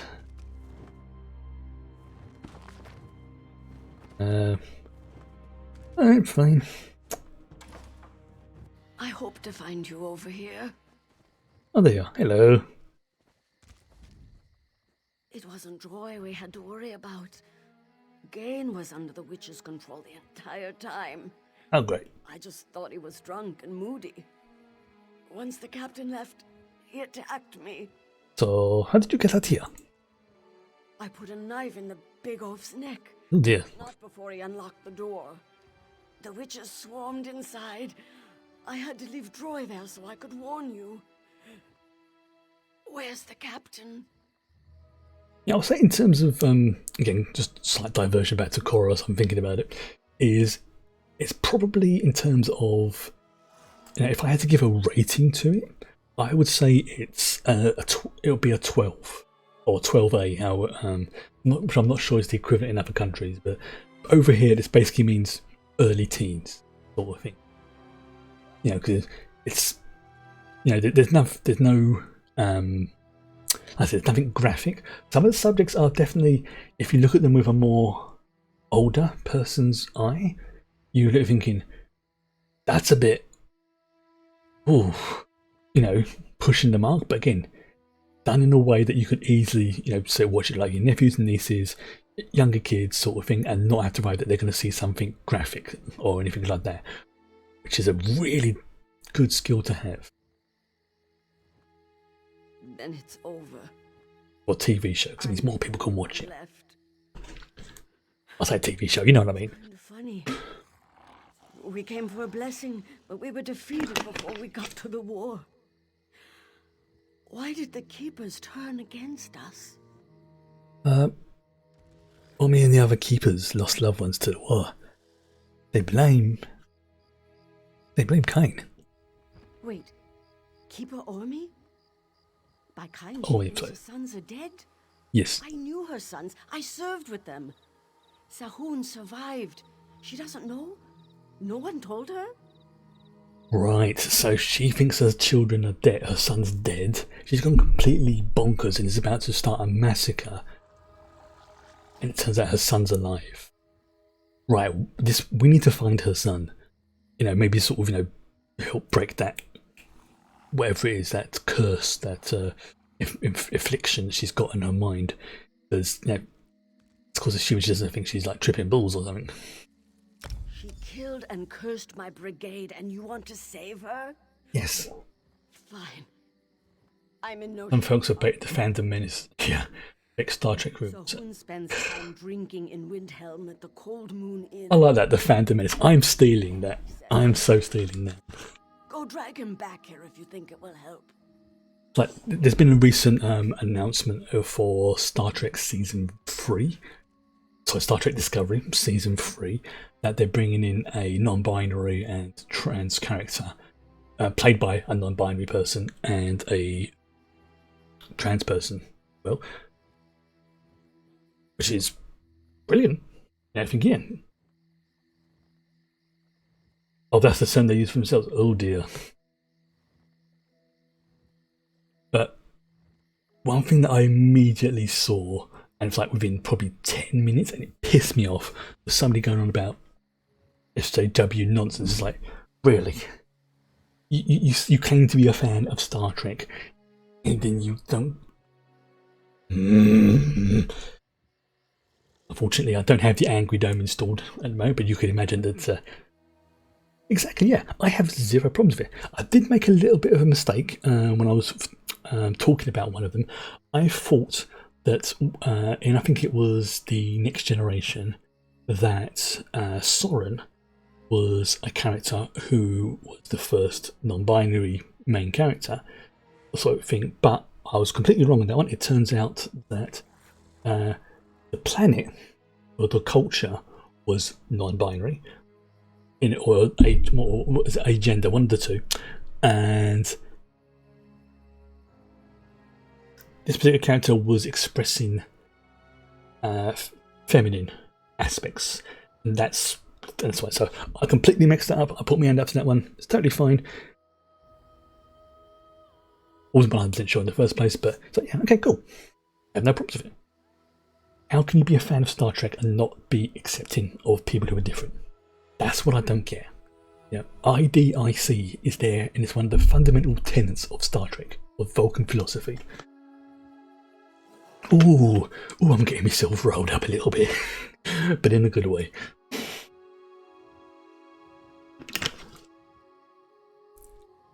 I mean, I'm not going to claim I know what anybody who has had the sort of shit that they've had to go through, but I've got an inkling. Yeah. Although from what I've seen, of the notes and things like that, it does actually seem like they are compelling characters in their own right. They just happen to be non-binary and trans.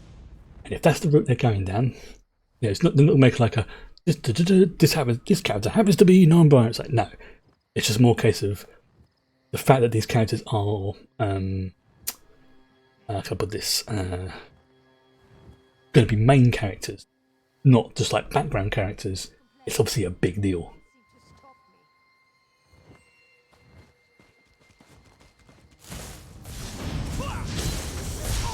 But from what I've seen so far, and you know the way that season 3 of Discovery is heading, from what I again the little notes and bits and pieces that I've been leaked out, things like that, I am cautiously optimistic.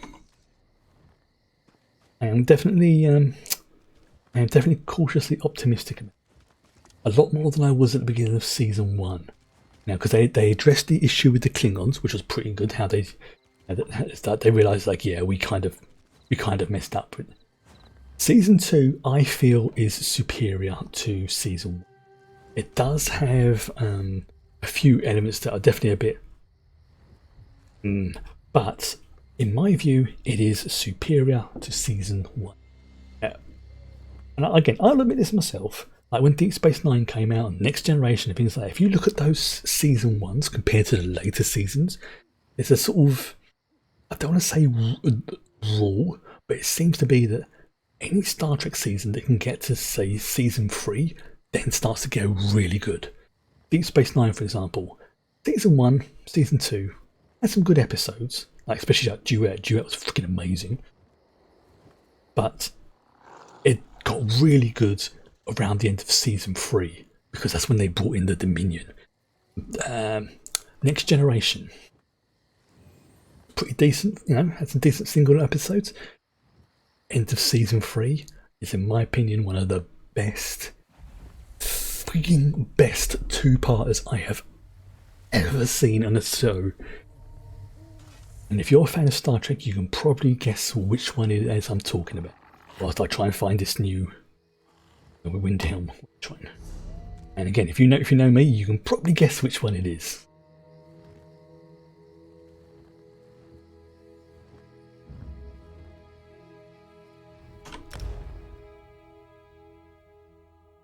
Which is one of my favourite enemies of Star Trek ever.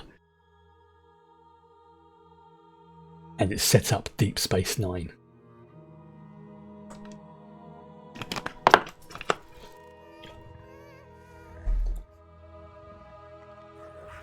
I wish I had that clip ready to play, but I would be so copyright striked.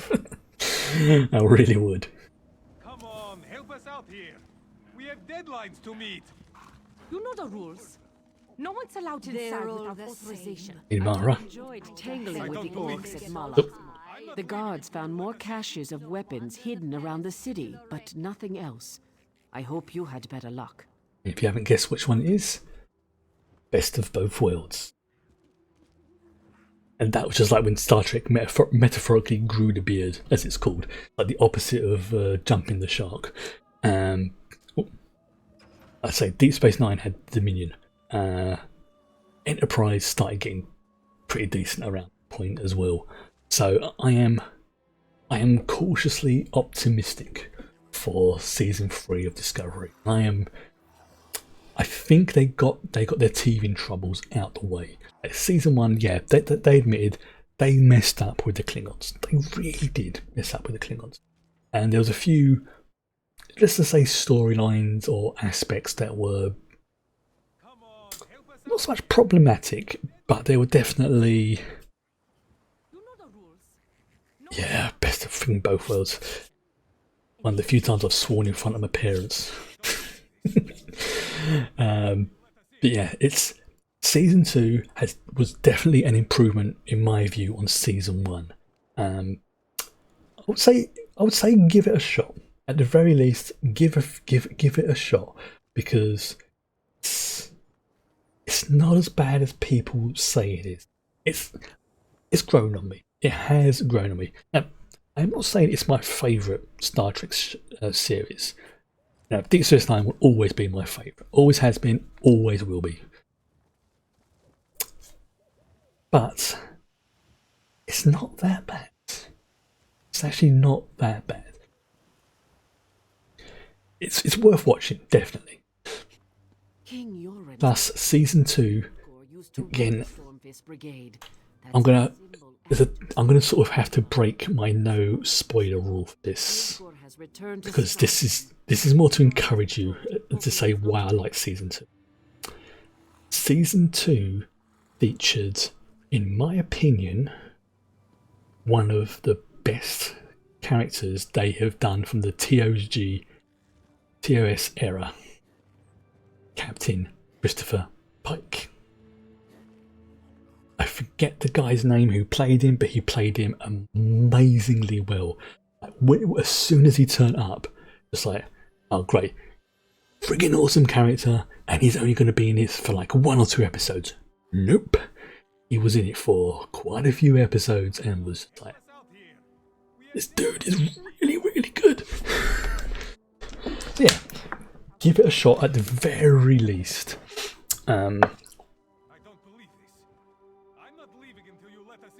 Think about watching Star Trek. Sometimes reruns of Next Generation would be on TV and would watch, which I was keeping up since I was young, being poor, now experiencing TNG through Netflix, and I'm somewhere in the first half of season 5.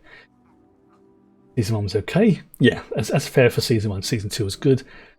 Yeah, you've pretty much summed it up there as well. Season 1, and it seems to be the rule for pretty much every Star Trek series. Season 1 is, yeah, that's okay.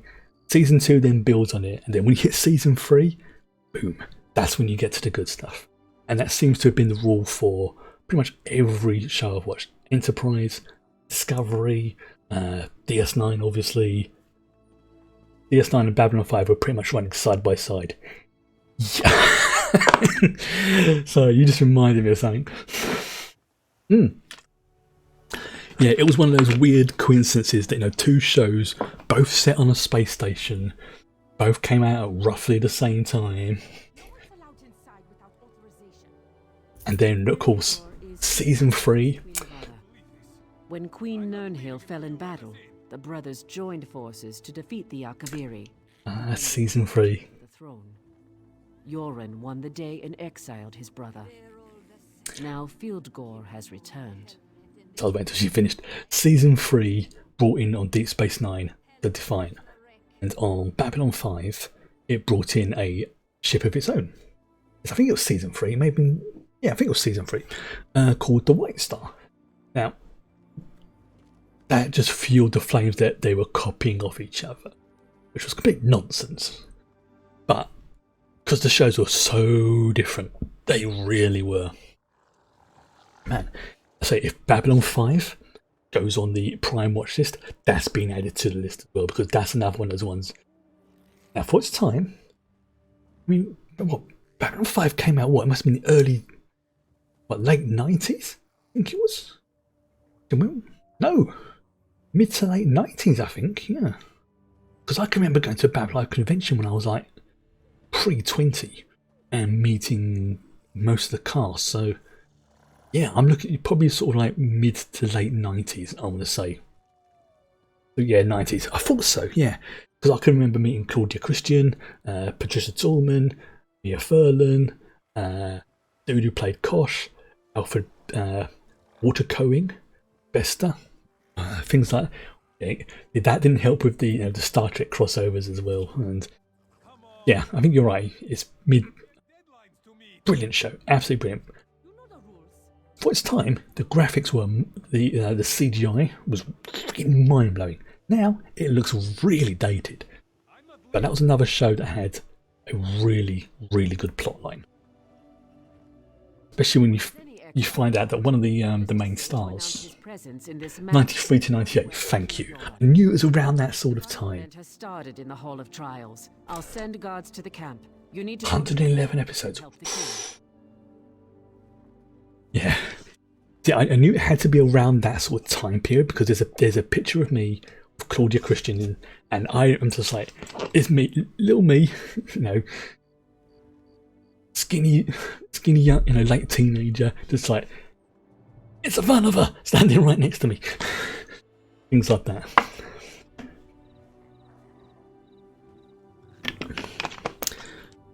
Oh, I miss Babylon 5. hurry to the Hall of Trials. See, 111 episodes. Divide that by 3. That would be. Okay, let's say 110 to make it easy to work out. So 110 divided by 3. That's 33 streams. That's basically a year's worth of watch along Wednesdays, if that came on Prime. I am the Thane of Says, I am so freaking stoked for this. It's the god. I followed in his footsteps and climbed a bit higher. We Stormcloaks helped build Windhelm centuries ago. We're an old family, and we're proud of our heritage. The Babylon 5 convention was when I had the pleasure. Oh yeah, this is going to be so much freaking fun. The Babylon 5 convention, and I'm still so sort of like, holy crap, this happened moment. Gareth Thomas from Blake's 7.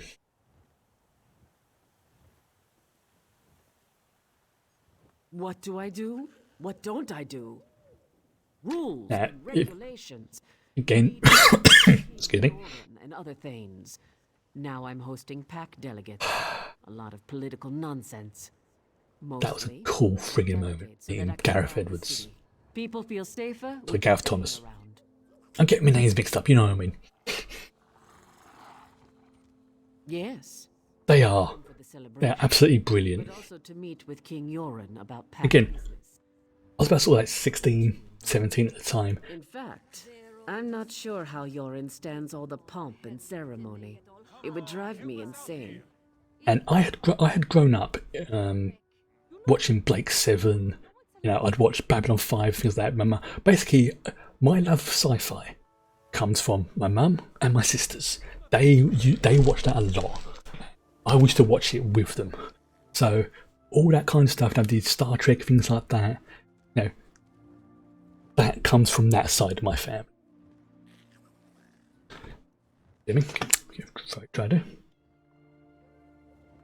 And it was my sisters who, because they watched Babylon 5 and they knew about the different conventions, and I'd never been to a convention before, so they were like, "Oh, Chris, you're old enough now. You're like 15, 16. Do you want to come along with us to meet the Babylon 5 people?" And of course, I've never been to a convention before that I could remember. I'd been to one when I was like a real tiny little baby, a Doctor Who one, but I was like 2 at the time, and I only have vague memories of that. So this would have been the first one I went to where I had some cash because I just started working as well, and it's like, frig yes. So of course it's like, all right, tell you what, that could be your birthday present, and I frig yes. So we went up to I think it was Blackpool, I think it was, or somewhere up there, one of the big convention places. Pretty good, and I got like a one of the Earth Force uniforms and things like that. And there was when we were queuing up to, it does not fit me now, it would not fit me at all. But as we were queuing up, there was a dude in front of me, in the queue, who was dressed up like Jakar from Babylon 5, and it was just like, again, I never knew other people dressed up as. I thought I was going to be embarrassed. It's like, it's a dude there dressed as Jakar, and he overheard me talking to thing, and it's like, semi in character. It's like, Earth Force, this is your first time at one of these gatherings? And it's just like, oh, dude's talking in character. Didn't realise what he was doing at the time, but it kind of made sense. It's like, yes. And he did the Narn salute, you know, where they cross their hands, bow, like, and things like that, and it was just like, freaking awesome. And then later on, there was like this big meeting going on, and I was just pootling around in the trade hall. I was waiting for me family because they want to go off to one of the things that because they want to speak to I think it was the Michael O'Hare, the guy who played Jeffrey Sinclair, and I there was a lot of people in there, and I was getting a bit freaked out by the large crowds of people. So it's like, tell you what, you go and wait by the trade hall. We know where you are. You're safe. You can bimble around, and if you need to sort of go and chill, there's plenty of spots in there for you can just sit down and relax. So it's like, okay, fine. Thanks for not making me want to go in there. So as I'm doing that, as I'm bimbling around the trade hall, picking up all like little booklets and knickknacks and stuff, I don't believe probably managed to sentai. I could as well, seriously, like the way my hair's going. So I've just remembered something about Centauri. Yes, I think I could do that as well. Yeah, I'm getting distracted. So that just made me laugh, the whole I did the hair. So yeah, I'm bimbling around in the trade hall, keeping myself, because I was getting freaked out by the sheer number of people. And I see there was a bit of a queue down one end of the trade things. Like, oh, hello, being the nosy British person I was, it's like, oh, there's a queue, must join queue. Went over and had a look, and there's a dude chatting and signing his pictures and stuff, and I'm like, I know that person. I know that. And then it clicked. Dude from Blake 7.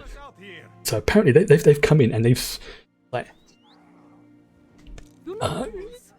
and when I got to meet him, and he spent a good couple of minutes talking with me and everything, and it was just one of those moments that was like, it stuck with me for a really long time. You know, like when I went to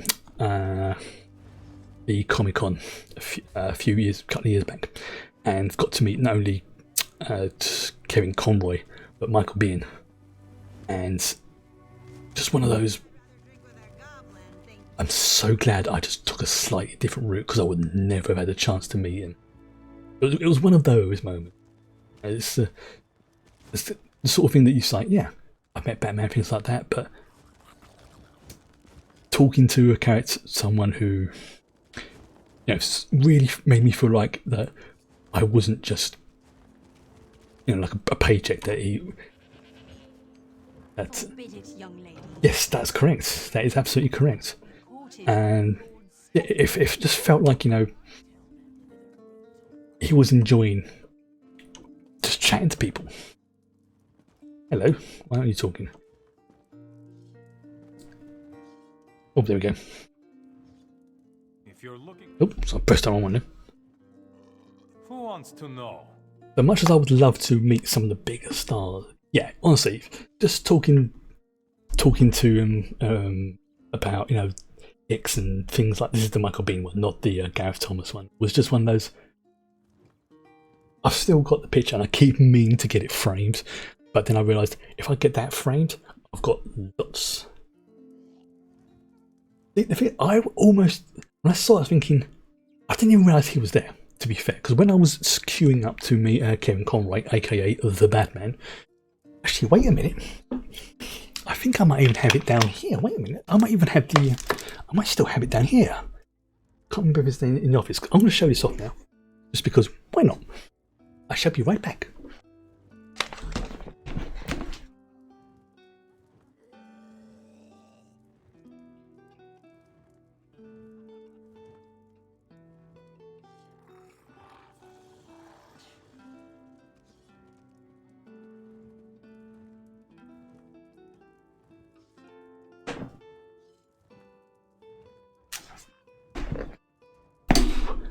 Coming back there.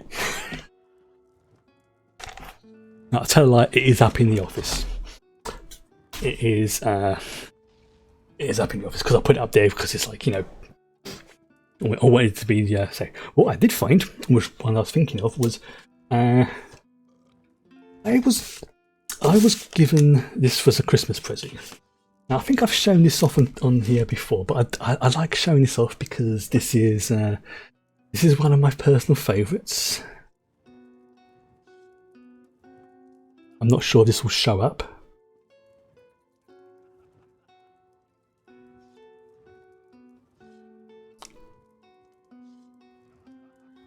Jerry Ryan, aka 7 of 9. There's another one as well. Now, if you've ever watched, if you've ever watched, I'm trying to remember what show it was, Arrow, I think it is, and The Flash. Now, unfortunately, I didn't get a chance to go to this particular convention because of lack of cash and things like that, and I think I was a bit ill at the time.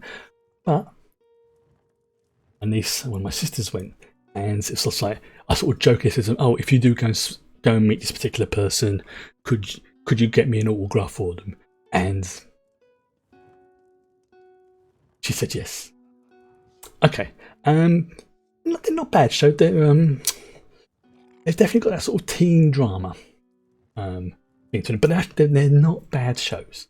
They're all connected in part together. Like Supergirl, Arrow, The Flash. They call it the Arrowverse because that was the first show that started on it.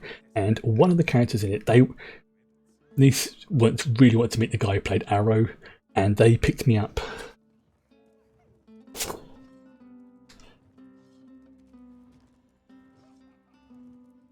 An autograph from Felicity, which was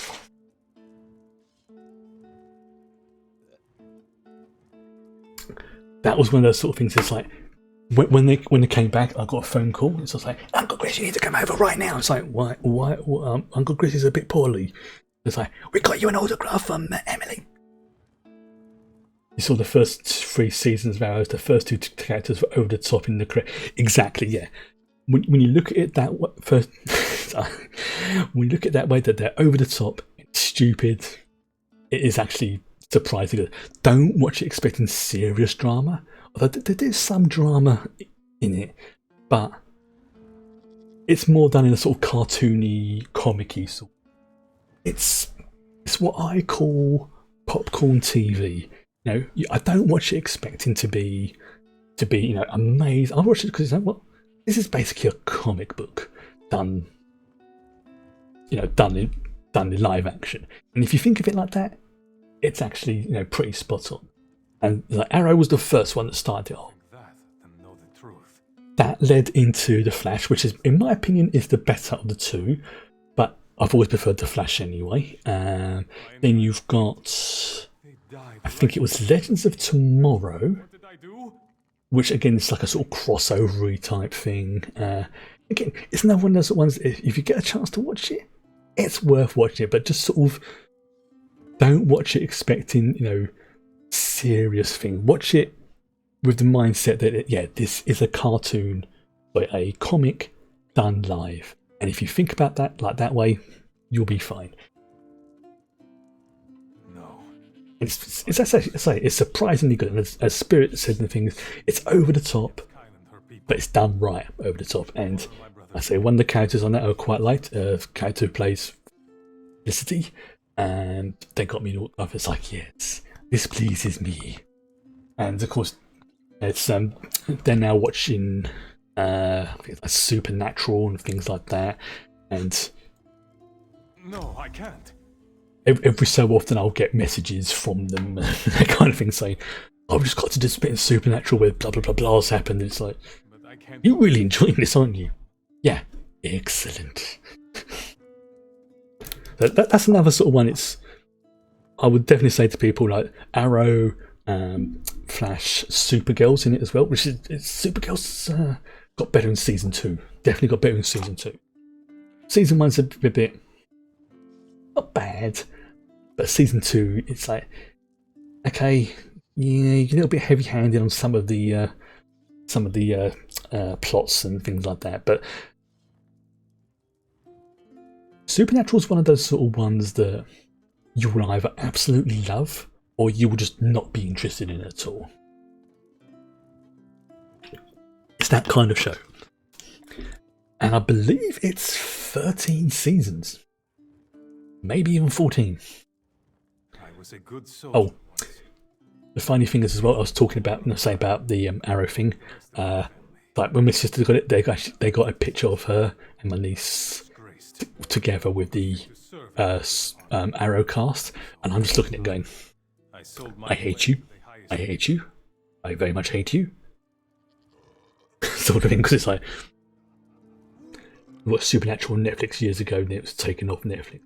I think it was moved over to, I think, Prime.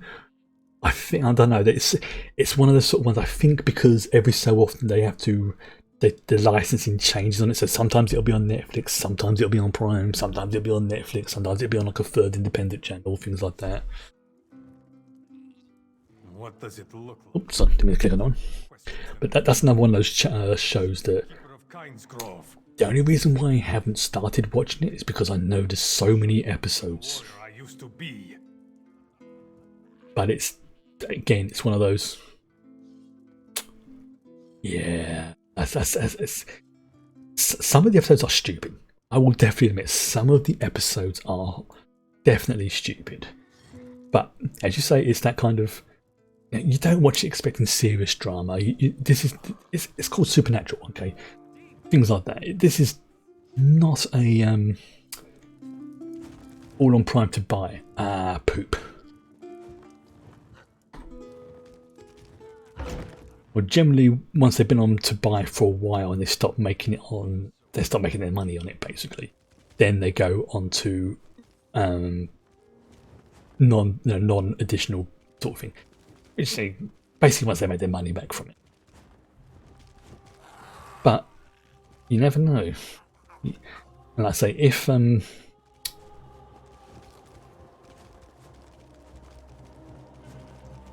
allowed to sort of watch, like some like the rentals or buys and things like that on this the watch party thing. Every so often, I will probably throw up a movie and things like that. But I suspect they probably won't do that for a long time, if at all, because from their point of view, if let's say I watched it and I had 10 people in the stream, that's like 40 quid they've lost, as opposed to just 2 quid or whatever just from me. But that's something that a few people have suggested. I mean, originally there was only like about sort of 20 films or shows that could be watched on this watch party thing, so they've pretty much expanded their base. So, fingers crossed, it could expand it even further.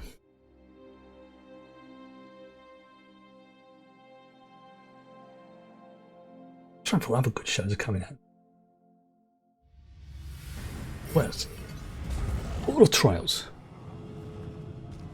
I've completely lost track of what I'm doing now. I'm just running automatic. This one has no idea what is going on. As if he blacked out. 1 minute he was outside talking about giants, the next thing he's in an arena. This one is confused.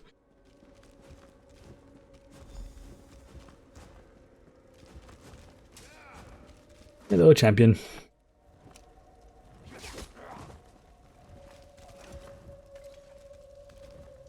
Oh, well, hello. Oh yeah, this is Your prowess is impressive, champion. Come up here king, so that... The Stormfist cheated. These Nords have been poisoned. oh dear. Your brother Filgor sends his greetings, false king. He wants you to know that he has returned from exile to claim what is his by birth and by right. Your rule is over, pretender. Prepare to die. Oh, great. Poison, Filgor. What is the meaning? I knew something was going to happen. Seize that woman! For Filgor! Right, fine. King of Skyrim! Skyrim! There we go. See that? I'm a godslayer here, okay? Killer of Dragons, Smiter of Malbalog, but again, Temple Shenanigans means technically I haven't done that yet. Oh, I'm being healed, thank you. Healed me. Whoever that was, thank you. Not needed, but thank you. Ah. You. That was one of the NPCs healed me. Thank you. Even though, as I say, I'm really confused because I lost completely track of what's going on. Now, where'd you go, you little shitbag? Okay. striker. That was you. Storm Fist. Ah, thank you, Woundhelm Defender. Give this person a promotion. I'm still alive. Thanks to you. I think it's also thanks to this person. Yeah, I mean, they did a damn fine job keeping me alive. Give them extra meat or something. I don't care. Take it out of my cut. This was a message from my brother. One I wasn't meant to survive. I feared this day would come. Huh? Are you alright, King Joran? A mere scratch. 'Tis but a scratch. More. The Storm Fist. Cool armor. Can't deny that. Dead, and that's good enough for me. I guess I've become too complacent. While Filgor's hatred has obviously deepened and festered. So you're telling me your brother hates you? After dear Nirnhild fell in battle, my brother and I threw back the invaders. Afterward, we disagreed on who should succeed our sister. I believed in diplomacy and wisdom. Filgor believes in rule by force. I couldn't let him take the throne. I see, so assuming you're not telling porkies, seems like you're the rightful king. But why has Filgor returned? When I won the throne, I was forced to exile Filgor. There we go. He never forgave me for that. So I assume he returned to take the throne. I wonder what he has promised his Stormfist and Orc allies. I need to think about this. Please tell Thane Mera that I'm fine. That's right, I would do that. Get it away. And it's gonna loot. Excuse me. There's a body over here I need to loot.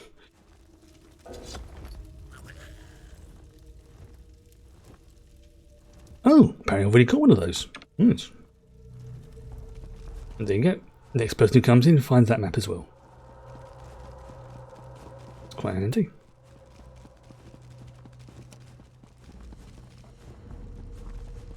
Okay, that is a cool. That is a cool statue. And could you imagine, right?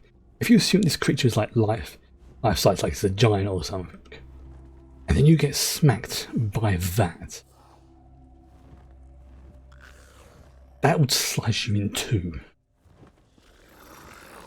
And you get hit like that, your ancestors would feel it. Back several generations.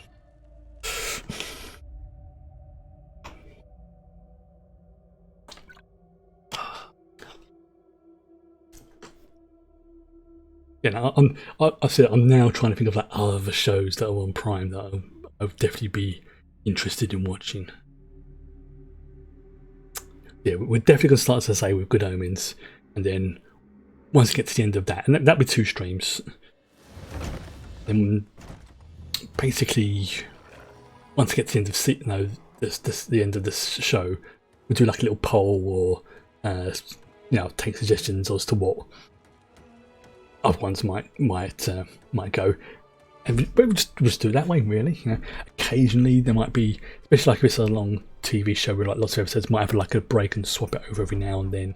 But generally it'll be like watch one, then move to the next one, then decide, then move to the next one, then decide, and so on. The exception being Legend of Korra and Avatar: The Last Airbender, because I'm treating them as one show, just split into 2 mega chapters, because it's one of those sort of ones that you really do develop more of an appreciation for Korra if you watch it straight after Last Airbender. Because again, there's references and things like that happen in it that will make more sense if you do it that way.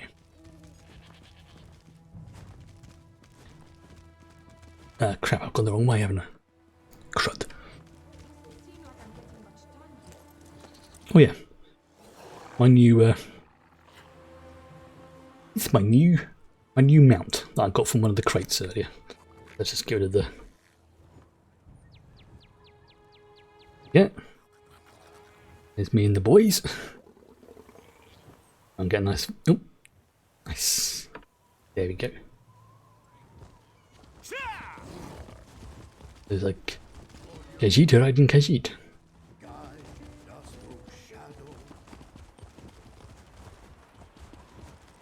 Yeah, basically because I had some crowns for this game, and it's like I didn't want to be them just sitting in my account that I'm not going to use for like 6 months. I just thought, screw it, get some good stuff. Exactly what I did. You're back. Tell me, is King Yoren well?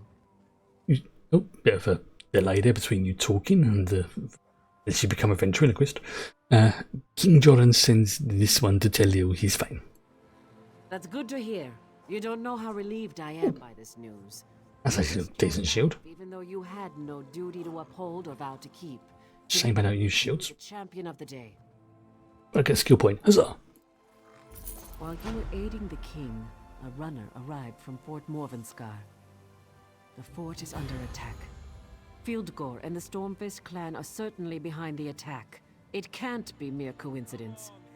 Windhelm must be protected, but we can't abandon the fort. So, Fieldgore's launching multiple attacks? It makes sense strategically, but we weren't prepared for this. We weren't expecting to fight a war while the Pact leaders were in council. I need your help. Captain Hamar sent the runner. Report to him. Find out what's going on at the fort. Very well, this Khajiit will find Captain Hammer. You upheld my honor and the honor of Windhelm. This Ebonheart Pact is worth more than I hoped. May all your enemies fall before you. And you as well. Alright. We'll go to the Kynes Grove Rain Shrine. Way Shrine. Kynes Shrine. Where's that? You can see it's not big, but it's got a lot going on. Kynes Grove. That's Volage. It's got a lot going on. There you go, Kynes Grove. So handy. They're basically like teleport chambers.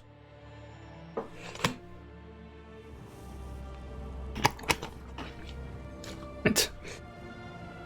Okay, so I've got to find Keeper Ormi. Okay. Not that far, so there's no point in me. I want to do some harvesting on the way.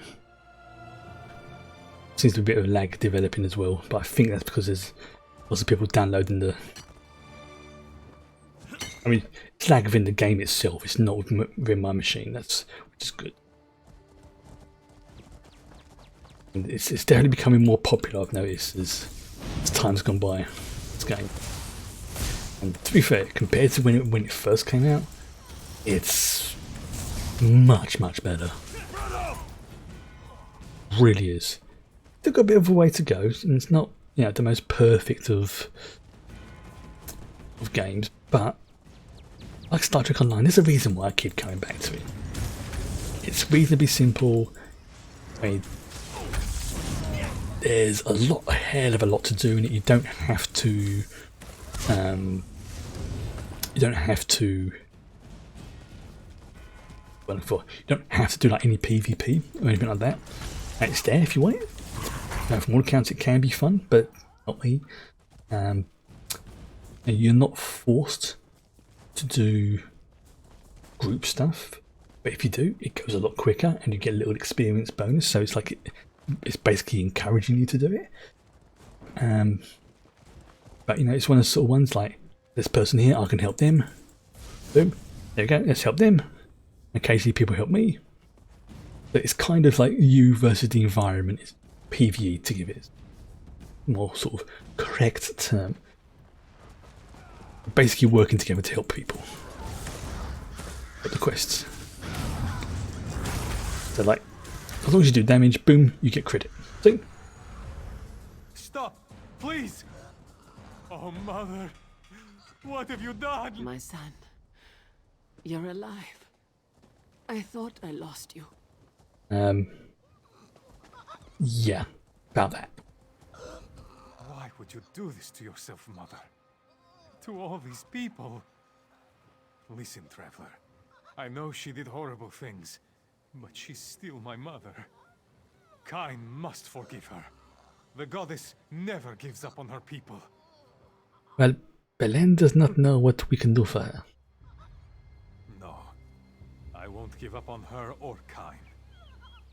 I lost faith in myself the day I lost my brother. But I never lost faith in my God. Kain teaches us to fight for what we believe in. And that's exactly what I'm doing. I'm fighting for my mother. Well, that's pretty damn decent of you. What do you plan to do? Pray for forgiveness. Alright, I'll watch over you. Sure nobody tries anything. If they do, you get a lightning bolt up their arse. Kain, hear my prayers. My mother turned away from you, but she was wrong. She acted as she did because of her grief. Yeah, because she thought you were dead. She devoted her life to you. If you restore her, I'll return to the war. I'll take up my weapon to It's fight going down. and our people once more. Please, Goddess. Shit. Oh, I lost my brother and my father. Don't take my mother from me as well. dude. Yep. Yeah. Okay, you just made a promise to a goddess. You damn well better keep it. Kain's cleansed me. She's forgiven me for everything I've done. How could I have been so foolish? I hurt so many people during my crisis of faith. Yeah, well, let's just don't waste this second chance, okay? Because I've talked to a few deities in the time, and some of them can be forgiven, but if you cross them, they will tear you a new one. Several times. I won't. Kain has shown me the way again. Without your intervention, I would have continued to rain horror upon my people. Thanks to you, I can make amends. These soldiers will be cared for until they are fully healed. Khajiit thought your witches killed them. No, the soldiers still live. They were to become members of our Daedric coven. Oh, lovely. I won't let that happen. Not now. Your friends are back at the Keeper's house, safe and well cared for. And the rest of your keepers? They're still under the spell of Daedric influence. I'll wait. Do not fear. I'll make sure you receive safe passage through the grove. I am their leader, after all. I've chatted with a few deities in my time. God, I love RPGs, yes. Thing is, this character has, I've chatted to Molag Bal, beat him to pulp. I've chatted to Azura, who, although technically they're not deities, they are pretty much deities. They are the Daedrics. So they are the nearest that this universe has to gods, and they are pretty damn powerful. To be honest, they might as well be treated as gods. So yeah, that has been in character. That's like, this one has chatted to a few deities. Do not piss them off. This one's killed one as well. That hasn't happened yet.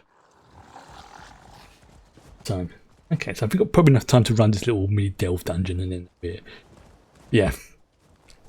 Again, you summed it up. That is pretty much that sort of stupid, over-the-top stuff is why I love playing. Wait, did I got an archaeology lead from harvesting. Oh my god.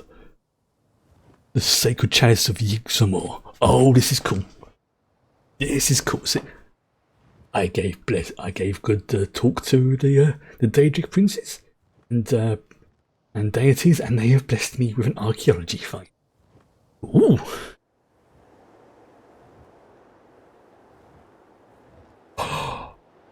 Oh, it's also furnishing as well. Oh, it's basically it's decorate. Okay, I'm doing this now. Scrub the dungeon. I'm getting this now. See what I mean by how big the grid is? Like, it's a bit on the big side.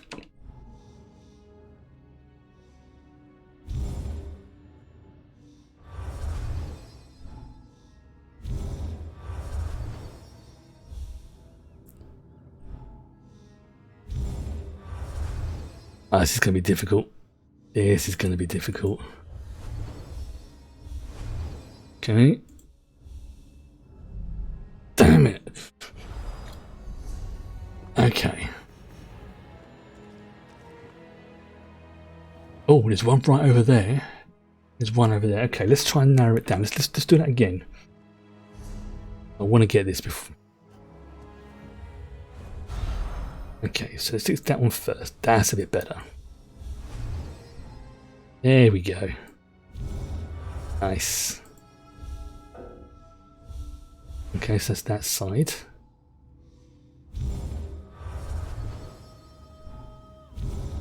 Boom, there we go, got all 6.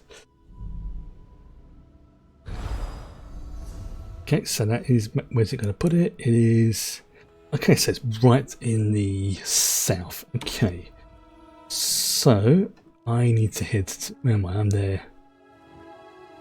Alright. Okay. Let's head there and get that done out of the way.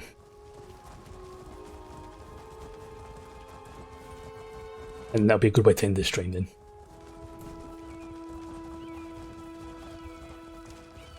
It'll take me a little while to get there, but screw it.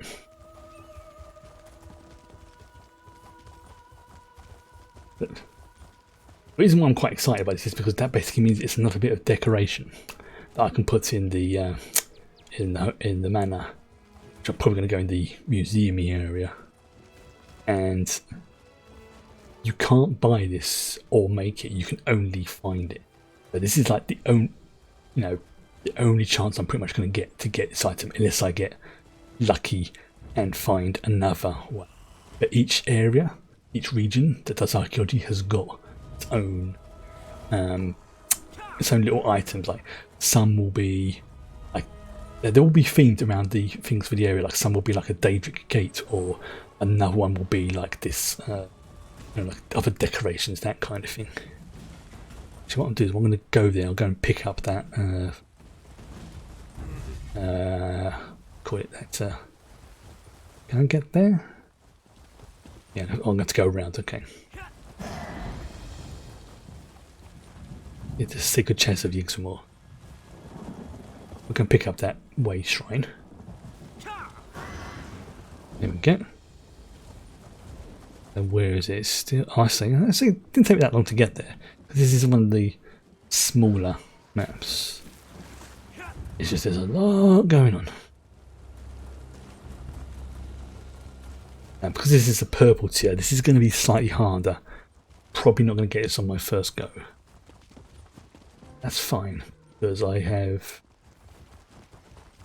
infinite tries at this until time runs out, which is, by time I mean real world time as well. Like you have like a month to find them once you get the leads, which is more than enough. You need a necromancer, mate. There we go. Okay, so I'm not that far from it. Get some Nernroot.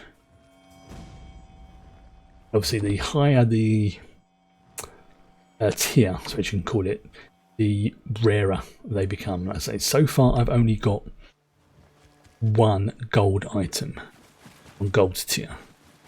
Chuffing mammoth there. Okay, let's get into the. Okay, I'm in it. Okay. Now, it's possible it could be up here. So I've been to this region before. You can see on the minimap there's like that red and black cross. That's like what. See it just in front of me. That means this is a possible harvest site. Doesn't mean it will always be here. Just like within this harvesting zone, this is one of the probable locations. As you can see, it's not there. So now I use track to see where it is. That's that way. Okay. Keep an eye out for the. Ooh, bugger. There it is. Sure, there's no one around. Right. Okay.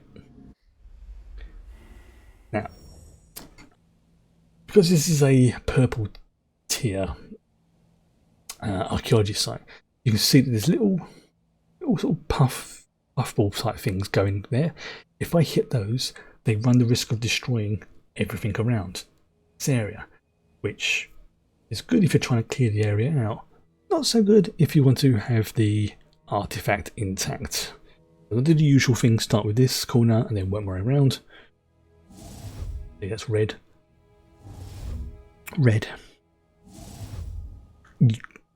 Right, so it's probably going to be in this bottom right quadrant. So start from there. There we go. Now I've got to be careful because there's a geyser there. So if I do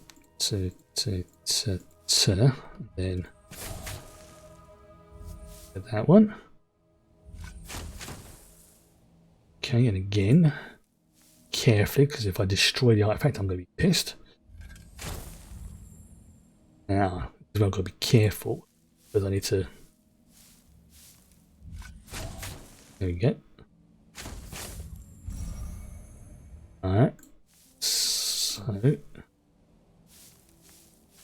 Again, careful I don't destroy it, because this is a bigger one. I haven't got that long to go.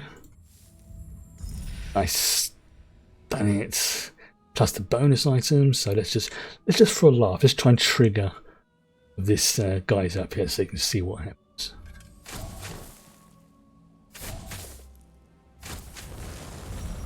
There you go. See, but lucky enough, there was something free there. Oh. Go for that one and that one. That one and that one. There you go. I've got 3 items. I've got the Sacred Chalice, some bronze, and a rune. Ooh, very nice. That's a housing decoration as well. And there's a bit of lore there. Here's a pretty cup. Sturdy too. This predates the rise of Harold by a few centuries at least. Difficult to identify the figure on the side with certainty, but here's a good rule of thumb. If the artwork predates Harold, it's a depiction of Yggdrasil. Yeah, there's a nice little bit of lore. Then things.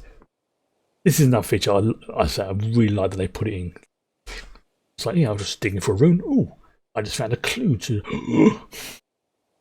things like that.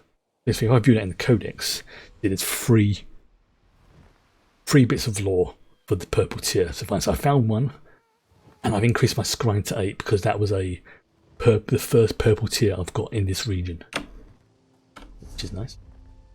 So just let's get scrying. That would be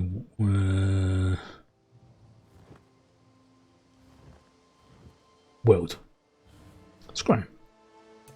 So as you can see now, I have an additional magic charge for using scrying. Yes, I will take that. Thank you very much. And dilation. Claim all facets. Oh wow. The type. Oh, and it claims all contiguous facets of the same type. So if I pick on like a large snowflake on the scrying thing, it will get all of the giant snowflakes that are in that. That's pretty good. Very good actually. And yeah, 8 out of 10. And I'm 50% to level 9. That's a very good way to end things for today. I'm quite happy with how today's gone. Now we've had some nice little chat about the different shows. And getting quite excited about the fact that we're going to be watching Good Omens next week, which I know there's a few people who will definitely be down for that if they can spare the time. And played some of the game as well. Made some progress, even though I did lose track about halfway through because I stopped paying attention. But yeah, I'm quite happy with it today. So yeah, we're definitely going to be back. Like I say, we're going to be playing this for however now. Until, like I say, either Baldur's Gate 3 or Cyberpunk comes out and I can run it. But this is definitely a game I'm enjoying. And yeah, so next Wednesday, 6 PM, assuming I can get it to... I might start it a little bit earlier, just so I can make sure things are set up properly, because obviously I've never done a watch-along stream before, and it's a slightly different setup compared to how normal streaming stuff is, so I'm not entirely sure how that's going to work, but it's going to be fun to find out. I shall bid you good night, and see you next week. Bye!